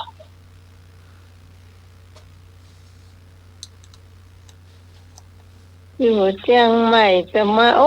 ถึงกรุงเทพไป ประวัติ มันมันเดียวนี่มันรถมันหนึ่งนี้ละมันเป็นรถไฟฟ้าหมดละรถโดยสารรถเมล์รถอย่างนี้นะ เออ เป็นรถไฟฟ้าหมดละรถไต้ดินอะไรอย่างเงี้ยไปสบายไปแล้วอย่างก็พาโขนงใช่พาขนงพาโขนง เออ สระอูขอไข่นอนหนูงองูพาโขนงอะไร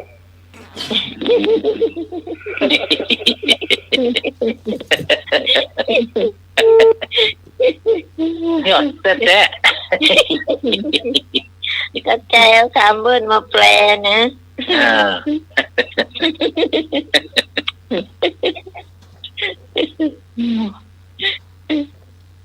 อ่า เดี๋ยวมาถามแหละไอ้พ่อ โอ้มาไอ้อ้อมา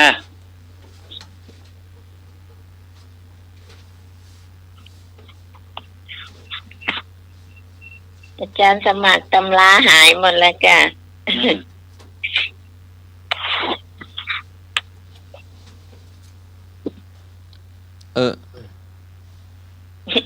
ไอ้ยั กาง ลเทศะแปลว่าหยัง กาลเทศะ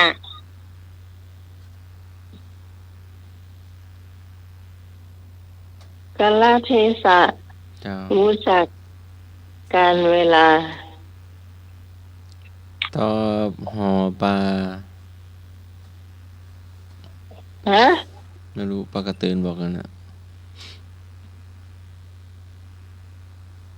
ว่า หอปลา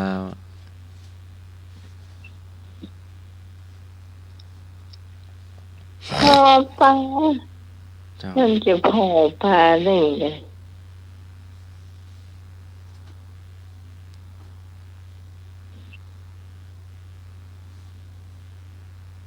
วัดอะหยังบ่มีพระเจ้า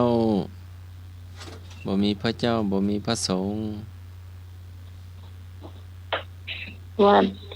ร้าง วัดโรมันคาทอลิก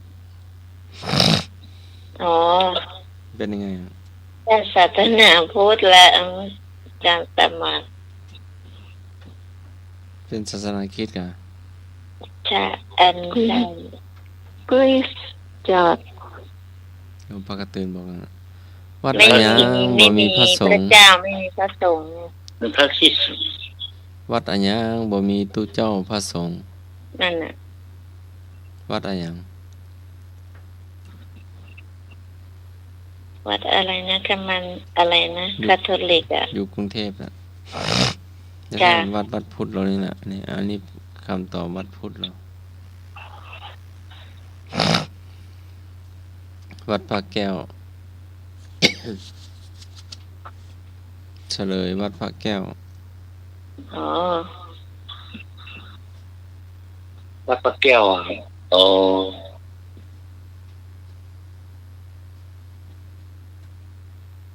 ไม่มีพระเจ้าไม่มีพระสงฆ์อ่ะไอ้ดุย อืม กอง แต่ อะ พ ห ระ ยัง เป็นแก้วอ่ะ กองอะหยังคนตีบ่ดัง หืม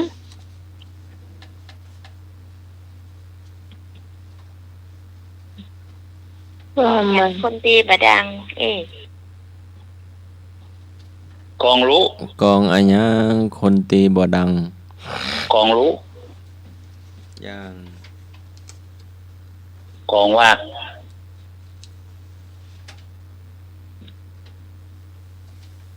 จะบอกกองไว้ตรงนั้นล่ะ กององค์หลก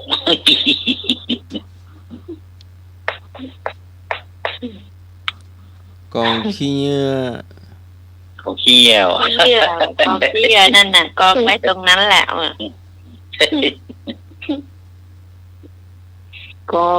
องแล้วเฮ้ยนี่น้อยกอบเลยนะ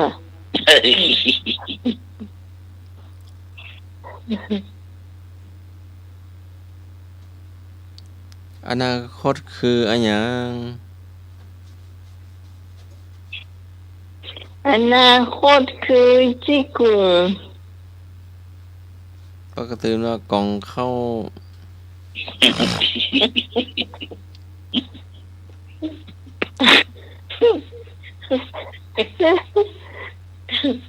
อดีตคือ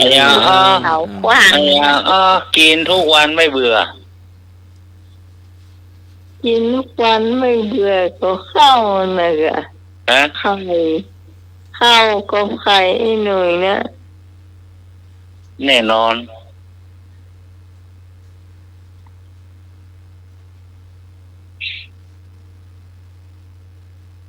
ข้าวกินวันก็เริ่มใกล้ละ ข้าวกับน้ำกะ เนาะ เจ้า ฟังมาข้อเดียวฟัง4 วัน 5 วันใกล้ละ ข้าวกินเป็นวันหมดใกล้อะ ฟังเพื่อนเราใช่เนอะ ก็ฟังท่องนะโมตัสสะ3 วัน4 วันมาเข้าสีกัน นั่นไปวัดไปไปเห็นอันไปหันที่กำแพงวัดท่านไม่ชีฮะเป็นไม่ชีหนุ่มเนาะ ครับ อาจจะอกหักอะเขียนที่กำแพงนั่นน่ะเขียนที่กำแพงวัดบทตีพ่อหนีวัดนี่วะ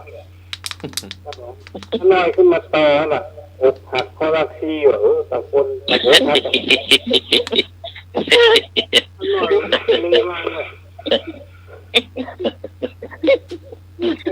ไม่ชีอกหัก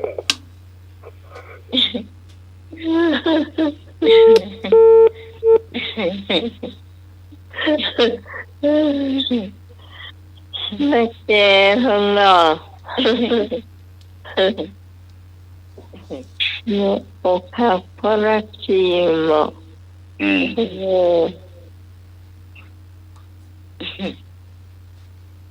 ภาษิตเป็นว่ามาเนี่ย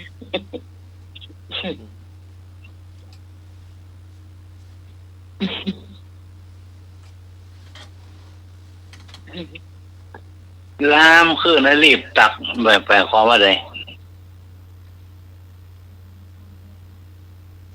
นี่กรรมเก่า ฮะ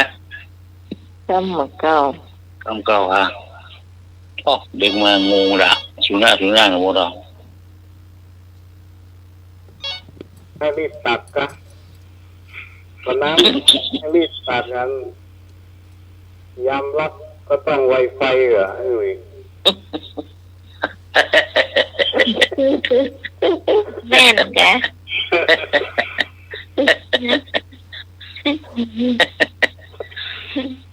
คนเจ้าก็บอกว่าน้ำขึ้นให้รีบตัก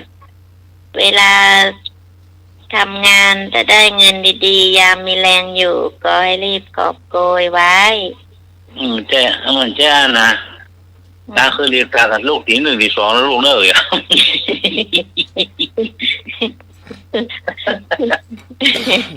ลูกตัวเจ้าลูกล้างน้ำก่อนเปิดน้ำมันตื้นเนี่ย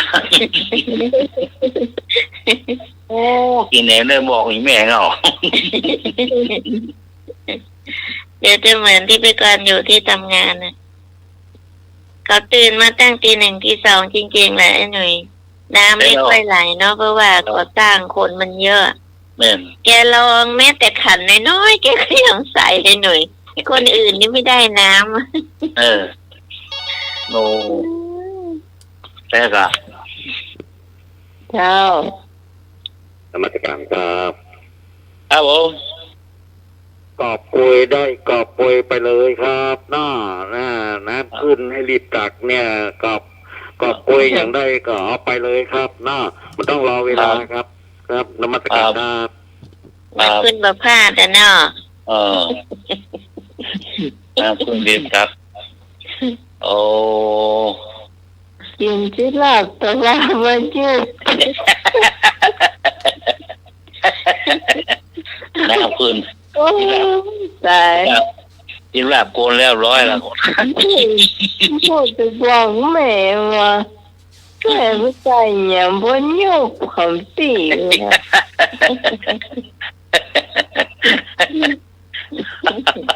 นิ่มผิว โอ้ยเรื่องว่าว่าไปไหนดักปิ้งโอ้อยู่บนนู่นนะนิ่มผิว โอ้โห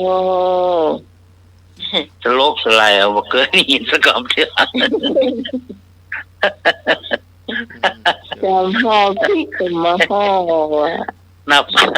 นับ10ก็ได้ห้องก็ได้เริ่มลูกดีก โอ้ซับสตางค์โทรได้อ่ะหมดลึง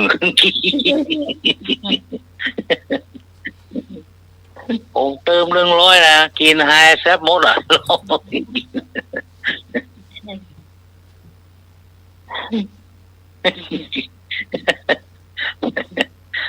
ทักปีเย็นวอยละ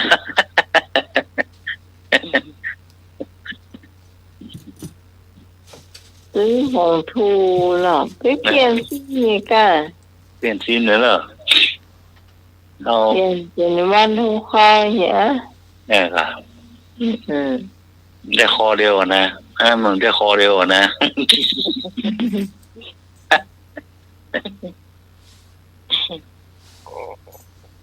เปลี่ยนซิมรุ่นใหม่นี่ กินหลายคนแท้ เดี๋ยวนี้โทรศัพท์เนี่ยมันเลยใส่ซิมได้หมดละ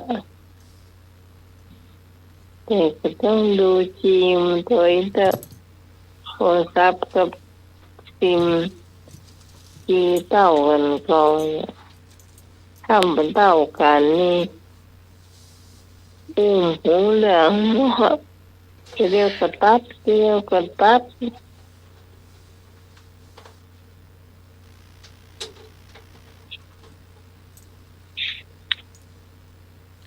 แต่ว่าจะได้เนาะอาจารย์ก็อยู่จัดหมื่นลืมเพื่อดูโทรศัพท์ที่พรมาเพิ่งเฮาดู จกมาลุนเหรอ แล้วน้องพรก็ยังไปคุยกับอาจารย์ตั้งนานแล้วเมื่อวานน่ะ น้องพรก็ไปนั่งคุยกับอาจารย์ตั้งนาน ก็นั่นน่ะแตนตี้เพื่อดูอาจารย์เนี่ยดูได้เห็นว่าน่าจะไว้ลาดกินเนี่ยให้อาจารย์ฟังแต่ว่ามันเป็นยำให้ตัวหนังสือย้ายหน่อยว่าแกก็ปิดจ่าเปิดปิดจ่าอย่างเงี้ยลายผู้เต็มหน้าจอแล้ว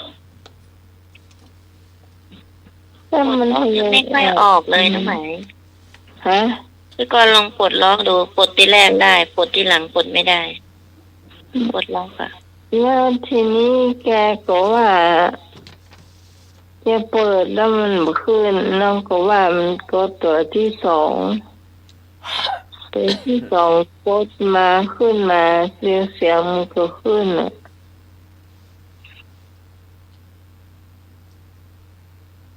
จะยากมากยากขนาดเลย ที่ เอา พี่ พี่ ก่อน ไป ของลูก ที่ เรียน มั ได้ นให้น้องยังดีกว่าเยอะยังง่ายเลย แต่เครื่องมันน้อยนะฮะเก๋ โอ้ยมันจะน้อยใหญ่ก็ได้เด้อถ้าเป็นน้องนี่นะโดนโทรศัพท์นี้ไปนี่ไหวก็ไปให้ร้านดูซื้อร้านใดมานะคนมีรับประกันได้หรอ อย่างดอกอย่างตกที่สุด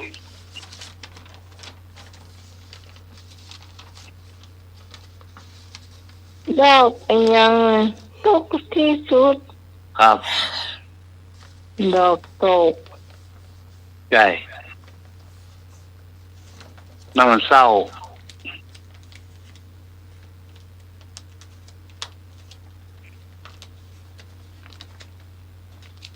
ตกที่สุดกะ ครับ ดอกเบี้ย ใช่ ดอกเบี้ยได้ก็ดีกะ นั่นมันนั่นผลไม่ได้หรอกครับ ดอก เพี่ย ลำโพง ฮะ ดอกลำโพงอาจารย์สมัครบอก มันใจ ดอกยางรถ ไม่ใจดอกอย่างทุกข์ที่สุด ดอกคำอู้จู้ มันมีดอกนะดอกมันมีชื่อมันจะดีอ่ะอย่า ดอก เป็น ค มึ น ง ไหนตื่นสาย ใจ ดอกดาวเรือง ใจ ดอกธรรมชาติอีเนาะ ใจ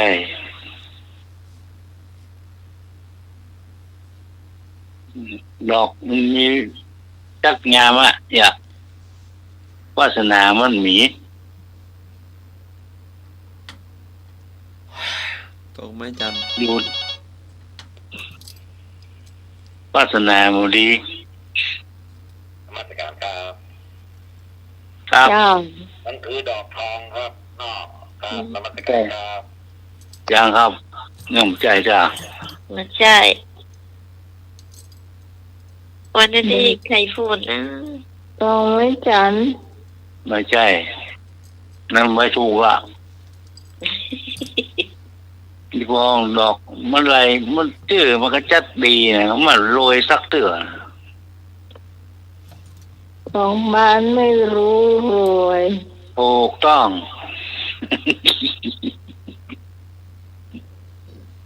บ้านก็บ่รวย วาสนามันดีอ่ะ บาทไม่รู้รวยเนี่ย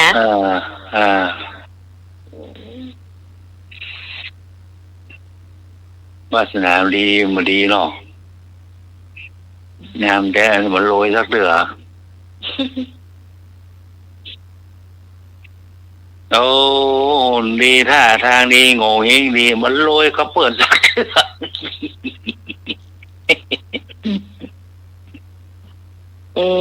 เนาะ อุดอย่างให้หน่อยอะค่ะ ครับ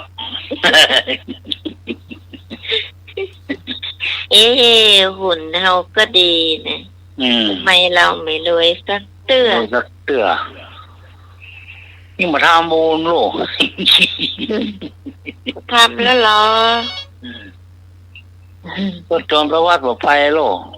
บึดก่อนย่างก่อน นมัสการครับ ครับผม รวยนี่มันต้องการครับนอกน้ำใจ ครับ นอกต้องใจ ครั งา บ มกว่า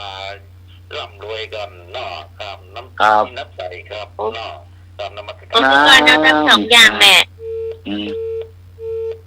น้ำใจก็เอาแล้วก็ น้ำใจ เอา เนี่ยเป็นน้ำใจอะเนาะ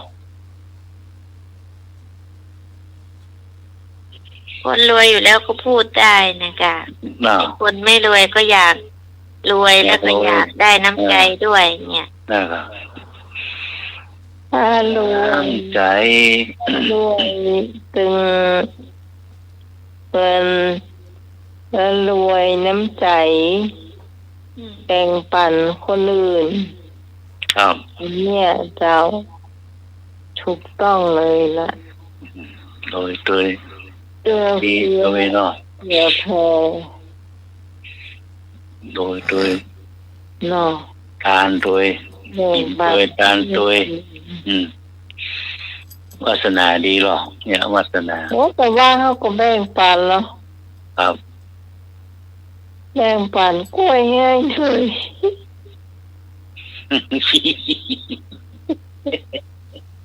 เอา วันนี้พี่กรณ์ก็เอาไปที่ทำงาน ตัวแล้วถวายกล้วย หวานนี่เหรออ๋อ แม่เอาเฮ้ก็แต่ว่า เอาให้กาเรียกไปอะ ฮะ รับใส่ เอาให้หมอแดงไหม จะ หมดหรืออ่ะมีสักพวก บอกแม่ไม่เอาไปขาย เออ โอ้ขายอ่ะว่ะ วันนี้แจก ขาย โอ้คงมาขายอ่ะเนาะ เดียววันนี้เรามาแจกลูกสาวอยู่ได้กินสักแกันเธอนี่ ดู วันนี้แจกก็บอก แจก เอ้ย หวาน ไม่ได้ นี่เนาะ ไม่ได้ไปแอวหลังบ้านเลยเมาเล่นถ้วยเล่นจอนกัน ไม่ได้ไปดูต้นกล้วย นี่วันนี้มันส่งมา จอน ก็ได้ ดังสงสารเนี่ยถ้วยกับจอนมันเสียงดังสงสารเนี่ยอ๋อ อ่าพอมาที่หลังยังได้เย็นต้มแซ่บไปอยู่เหรอ ครับ นี่ อุ้ยเฮามากินเฮามาเดือดร้อนหน่อยหน่อยเนาะ ครับ ไปตึ๊บ เอามากินเอาก็มากิน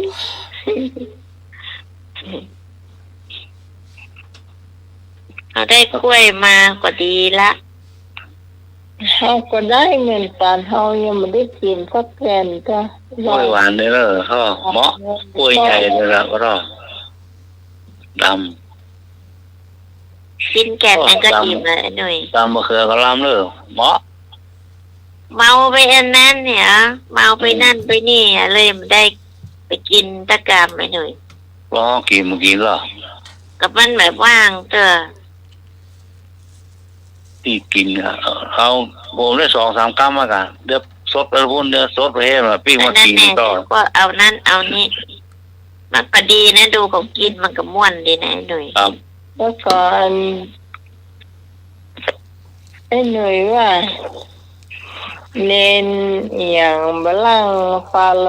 ก็ตีเล่นโทรศัพท์ตัวดูไปตัวนั่งกี่ข้าวคนเดียวอ่ะเขาคือเขาบอก น่าจำมาได้อ่ะ มันเคยหัน ก็ทุกทีเห็นติดอาจารย์สมัครออกอาจารย์สมัครมีลูกใหม่ปาโลเลยไม่มาใกล้อ่ะ มีลูกเนนใหม่ปาโลเลยไม่มาใกล้ ผมเป็นหลานตู้หนุ่มครับนี่หรอวะ แม่ละแม่ละ มันแม่นละอันหน่อย แม่ละกินข้าวอยู่คนเดียว ฮัลโหลกัน แต่ว่า งั้นถ้าจะปีกไปพร้อมตู้หนุ่มแล้วจ้า ไม่ เอา ใช่ กัน ไม่ใช่ไม่ใช่ รอไป ไม่ใช่ให้ถามนะใช่ถามที่ตกไฟนะ อืม เพื่อนบอกในรถในห้องส่งอ่ะ ที่มาใหม่ๆอู้อากาศอ่ะว่าผมเป็นหลานตุ้งลุงครับเนี่ยแต่ที่นั่งกินไฟนะหมดกันวันได้ถามเพื่อนชื่ออย่างโม ว่าถ้าขาดโทรศัพท์มาได้นี่น่าจะเป็นฟาโล กินข้าวเลยวางเลยหรอก ดูไปตัวกินคือตัวเนี่ยดาวโหลดคิดหรอก ตัวน้อยๆนะตัวไม่ใหญ่ นี่ไปพร้อมกัน ขาวเลย เดี๋ยวไปดูพี่ก่อนนะเดี๋ยวไปดูพี่ก่อนนะมาบอก ถามว่าดำอยากสมัครฟาโล อ๋อเนนดีโดจะไปดูพี่ ครับ หมายความว่าคน ดูให้ ถาม มัน เดี๋ยวพรุ่งนี้จะไปเรียนหนังสืออยู่เนาะจะไปรับ มีฟาโลก็คนขาวว่าคนด ผอมกึ่งดึงแล้วก็หน้าขาวๆนะ ำผอมครึ่ง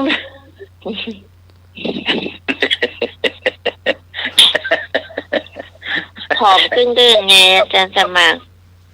มี เดิม ค ได้ รึ่ง มี ๆ ฮั มันสูง ได้มีฮัโตนะสูงกว่าเพื่อนนะ อืม เนนนัดนะมีเนนนัดเนนแดงหลับในรถก็มันไม่ได้ไปตัว นอนรถนะ เมื่อคืนไม่นอนก็เนนนอนอิงรถแดงแต่มาสันเพลอยู่ก็ ครับ ก็เห็นหลายองค์อยู่อาจารย์สมัคร ก็มีเนนแอปปลามีเนนปลาน้อย มีเนนนัด มีเนนแดงดำมีเนนหานเนนเมืองหานเนนแสง ในแดงตุ้ยๆใหม่มาหรอกว่า คนหลับในรถไงหลับ เนนแดงนะ หลับในรถเนนแดงอ้วนๆอ่ะ แต่ ครับ ผมครึ่งเดิงนี่เนนแสง ในแดงสิก็ล่ะ ฮะเนนแดงอ้วนๆนะกะ มาหารถว่า อยู่มาแต่นอนในรถก็ อ๋อ ก็ไปก็หลับมาก็หลับอะ เอ ตอน อ นั้นเข้าไม่ได้มาดูเขาเนาะ นแดงเนนนัดใส่แว่นตา ไม่สั่นเพลน เน เนาะ นแสงตัว ต ด อนทำเพล ำเน ง นบ น่ะ ริหารตัวน้อย ลุ่มหล่อ นะอาจารย์สมัครนิมนต์ ฉันบนกับหลวงพ่อ เจ้า เจ้าวาดกับ บน ตุลุงหนุ่มกับตุปีตะวันน่ะ แล้วนอกนั้นเนนต้องลุ่มหมดละ ครับนั่งลงหมดแล้ว แล้วก็มี บริ เน การ น ที่ดูแลเรียบร้อย พวกเราขับ ว่า คลอ ขาด ง ตกบกพร่องอ่ะ ศรัทธาคลองกองได้กินกันหมดเนาะ ครับ ลุงหนุ่มตรวจหมดแล้วเนาะ เป็นดูแลกันหมดหรอก ก็น่ะกลัวกันเข้านะกะกลัวนั่งอยู่แต่ในรถนะกะ จะดีกันจะไรอาหารมากจะตายมันจะเหลือว่ะ ก็ถามตุลุงหนุ่มว่าเดี๋ยวไปเรียกโซเฟอร์ก่อนบอกมาแล้ว จะเฟื่อกินได้เลยเหรอ มา ข้าวก็เยอะ ลุง เนอะ บอยผมขาวมาแล้วเนาะ ครับ ก็ได้กินแต่ข้าวกล่องอะอืม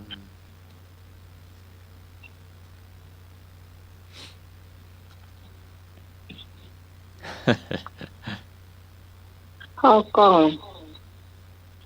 หืม ข้าวกล่องนั้นที่ผัดมะเขือผัดกะเพรา เด็กเสือที่ยังมากินข้าวนั่นน่ะ อันนั้นมาแป้มลง ขนาด บุฟเฟโลมาแป้มลงคาราบาวแดงมาแป้มลง เป็นที่พ ตาร โตก็ห่วงละคิดถึงลาบเลยอะ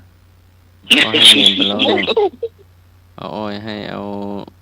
อย่างขนมหมกให้เอากล้วยให้ ให้กลับมาเอานะคะเพราะว่า กับ ก่อน ข้าว ใส่ ไป เอาไว้กับแม่ มันเยอะ พี่แนนเจสีดีนะเอาเตรียมไว้ก่อนเพราะว่าแก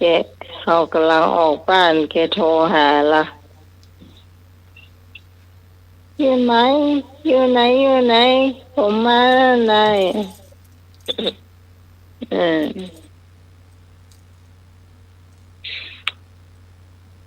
หลังออกบ้านพอดี จุ่มนุมกันม่วนเนาะ มันดีอยู่อย่างเนาะฝนตกลงมาแล้วเราไม่ร้อน ครับร้อน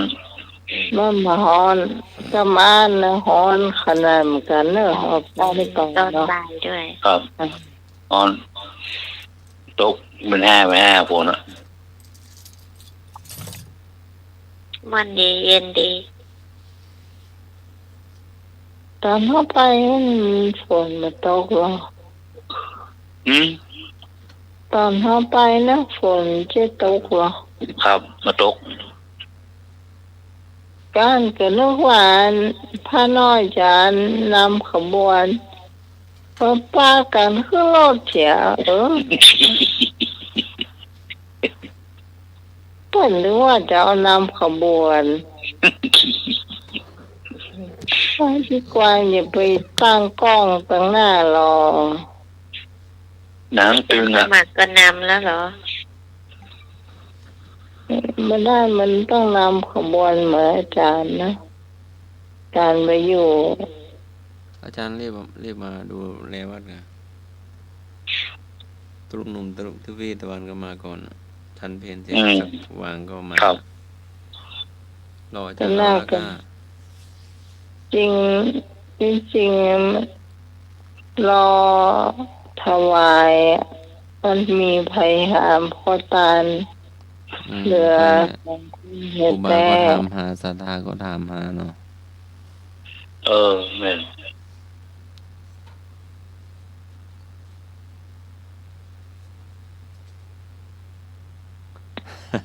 ครูบาครับ เป็นวันมาจะหลายแล้วก็ปีกไปมันใหญ่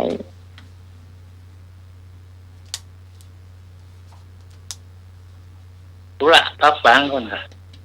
ธุระพวกปิ๊ก ก็มารถคนละคันไงเขากลับก็ต้องกลับมาจากกันเนี่ยอาจารย์สมัครมารถแดงแล้วก็ต้องกลับรถแดง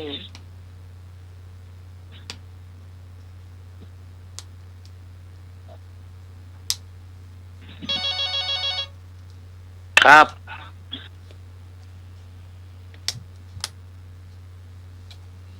นมัสการครับ ครับผม มาต้นอันก็จะดีแล้วเหรอโอ้เต็มบ้านเต็มเมืองอ่ะครับเนาะครับดีแล้วเหรอนะมาเป็นหลายๆนะดีขนาดเลยครับเนาะร่วมทำบุญกันคุณนาฝาข้างเลยครับเนาะครับนมัสการครับ เต็มบ้านเต็มเมืองอะ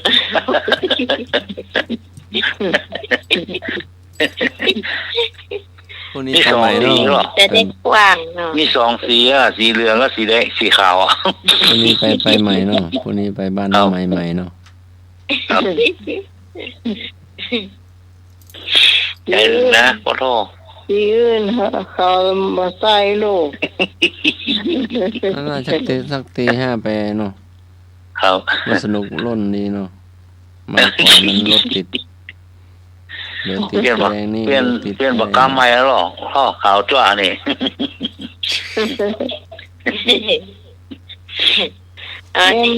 แต่ว่ามีแค่3เส้นเลย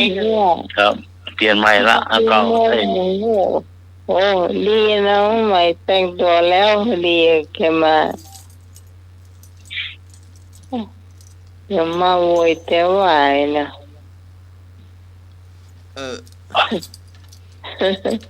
แต่ออกบ้านได้แล้ว7 โมงโม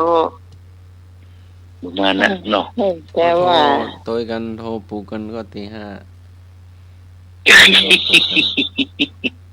ปลุกโซเฟอร์ปลุกเนนโทรปลุก น้องก็จ้าการจัดสมัครก็เรียกก็โทรมาอย่างนี้ พี่พรเวลาบนนอนนะนั่งอย่างเช้าแจ้งเวลาบนนอน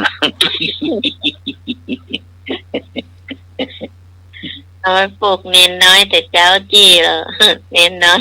หลับหมด เข้าไปแล้วไปย่างต่อก็นั่งสมาธิเดินโยกมนอนหลับอะสนทนาธรรมสานเพลนเนาะไอ้ตาลต้นเงินตัวกันเนอะทานข้าวตัวกันเนอะทำไงก็ได้ไม่ให้มันเครียดอ่ะเนาะคุยกับมาบ้างคุยกับปลาหน้าใหม่บ้างคุยกับต้นเงาะบ้างอะต้นกล้วยก็เลอะ แต่น้องอ้อยมาเฮ้มีใครปอกกิน เอามาแล้วเดี๋ยวเอาให้น้องฮอโตอีก ตั้งเยอะนั่นน่ะเหลืออีกตั้งเยอะจานสมัคร ก็เอาไปโรงเรียนไปนี่ก็ให้พอ โอ้ แบ่ ราง คา โตแบ่งลูกเนนแบ่งลุงบอยคนละครับสารถี ครับ โอ้ดีอะครับ กินไปยิ้มไปกินไปขับรถไป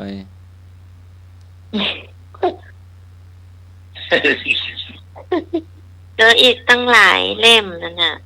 กินค่อยหมดละวันนี้สบาย 10 เล่มหมดอ่ะพี่กรณ์ว่าจะเอาไปให้เอก อกอิ่ม เน้น ใจ อย่างงูบอกว่า อืม มาเอาแล้วแม่พอแล้วเอาไปอย่างนักกว่า งั้นนักเราเมื่อแรงก็หิวนะ ครับ เมื่อแรงก็ได้มือไปหนึ่งแล้วเหรอ ครับ กุม กลางทุกคน อืม เพราะคนทั้งปุ้นมันหลายไง อืม ก่อน เข้าไปนั่งเข้าไปนั่งรอ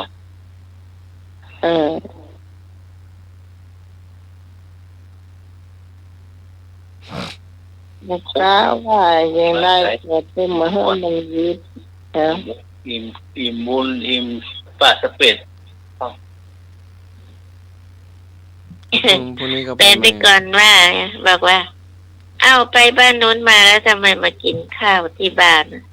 ไปก่อนมากินข้าวอัน ผัดอันกะเพรามะเขือนั่นน่ะนะครับ แกว่าเอาทำไมกลับมากินข้าวบ้านน่ะ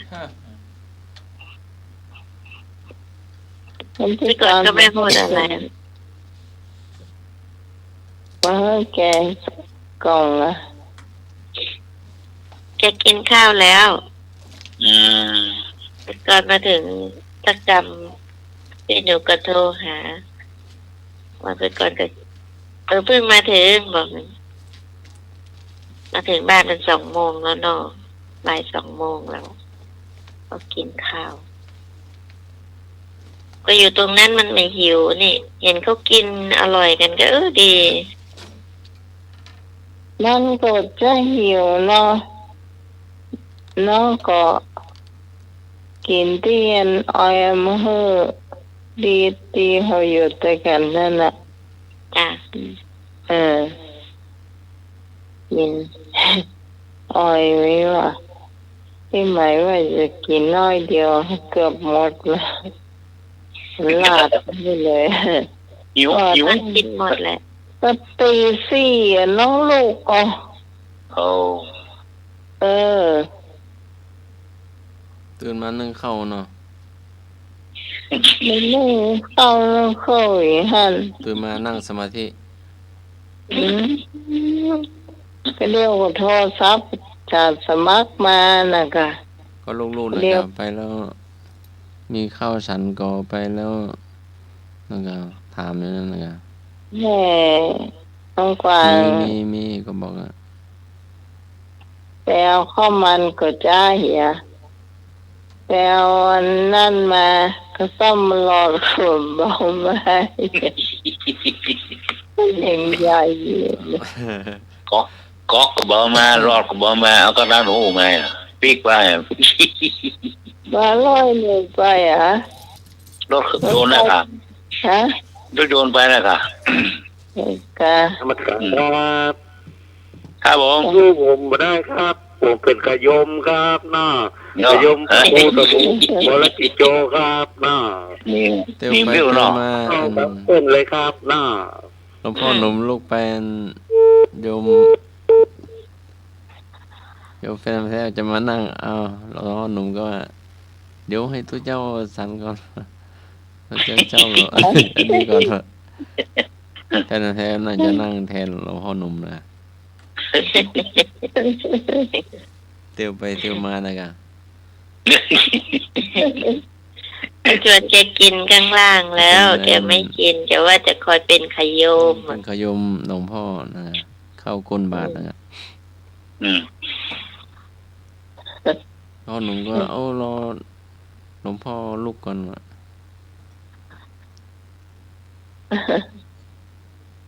จ้า เตียวไปเตียวมาตาลายเนาะ น้อยเนาะแน่เนาะแน่หัวมือแดงเลยเหรอ กัด เที่ยงแล้วนะเจ้า อิ่มแล้ว เจ้า ตึก วัน แล้ว นี้ เดี๋ยวขอลาไปบรรยากาศ เที่ยงของ เที่ เฮา ยงคืนแล้วเนาะเที่ยง อาจารย์ผู้ครูสมุวิศวะสุรกิจโจ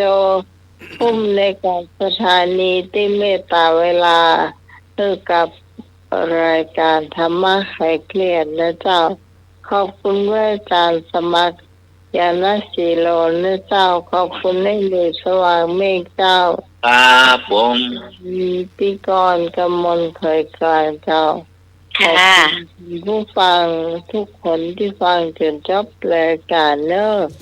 เขาจะมาพบปะกันใหม่เสาร์อาทิตย์หน้า มาแล้ว สำหรับวันนี้ลากันทั้งหมดทั้งมวลสำหรับพระเจ้าพิสมัย มา สุ ลาไหม ริมดรสวัสดีเจ้า สวัสดีค่ะ ดี ค จ้ะ รับมนต์แสงครับ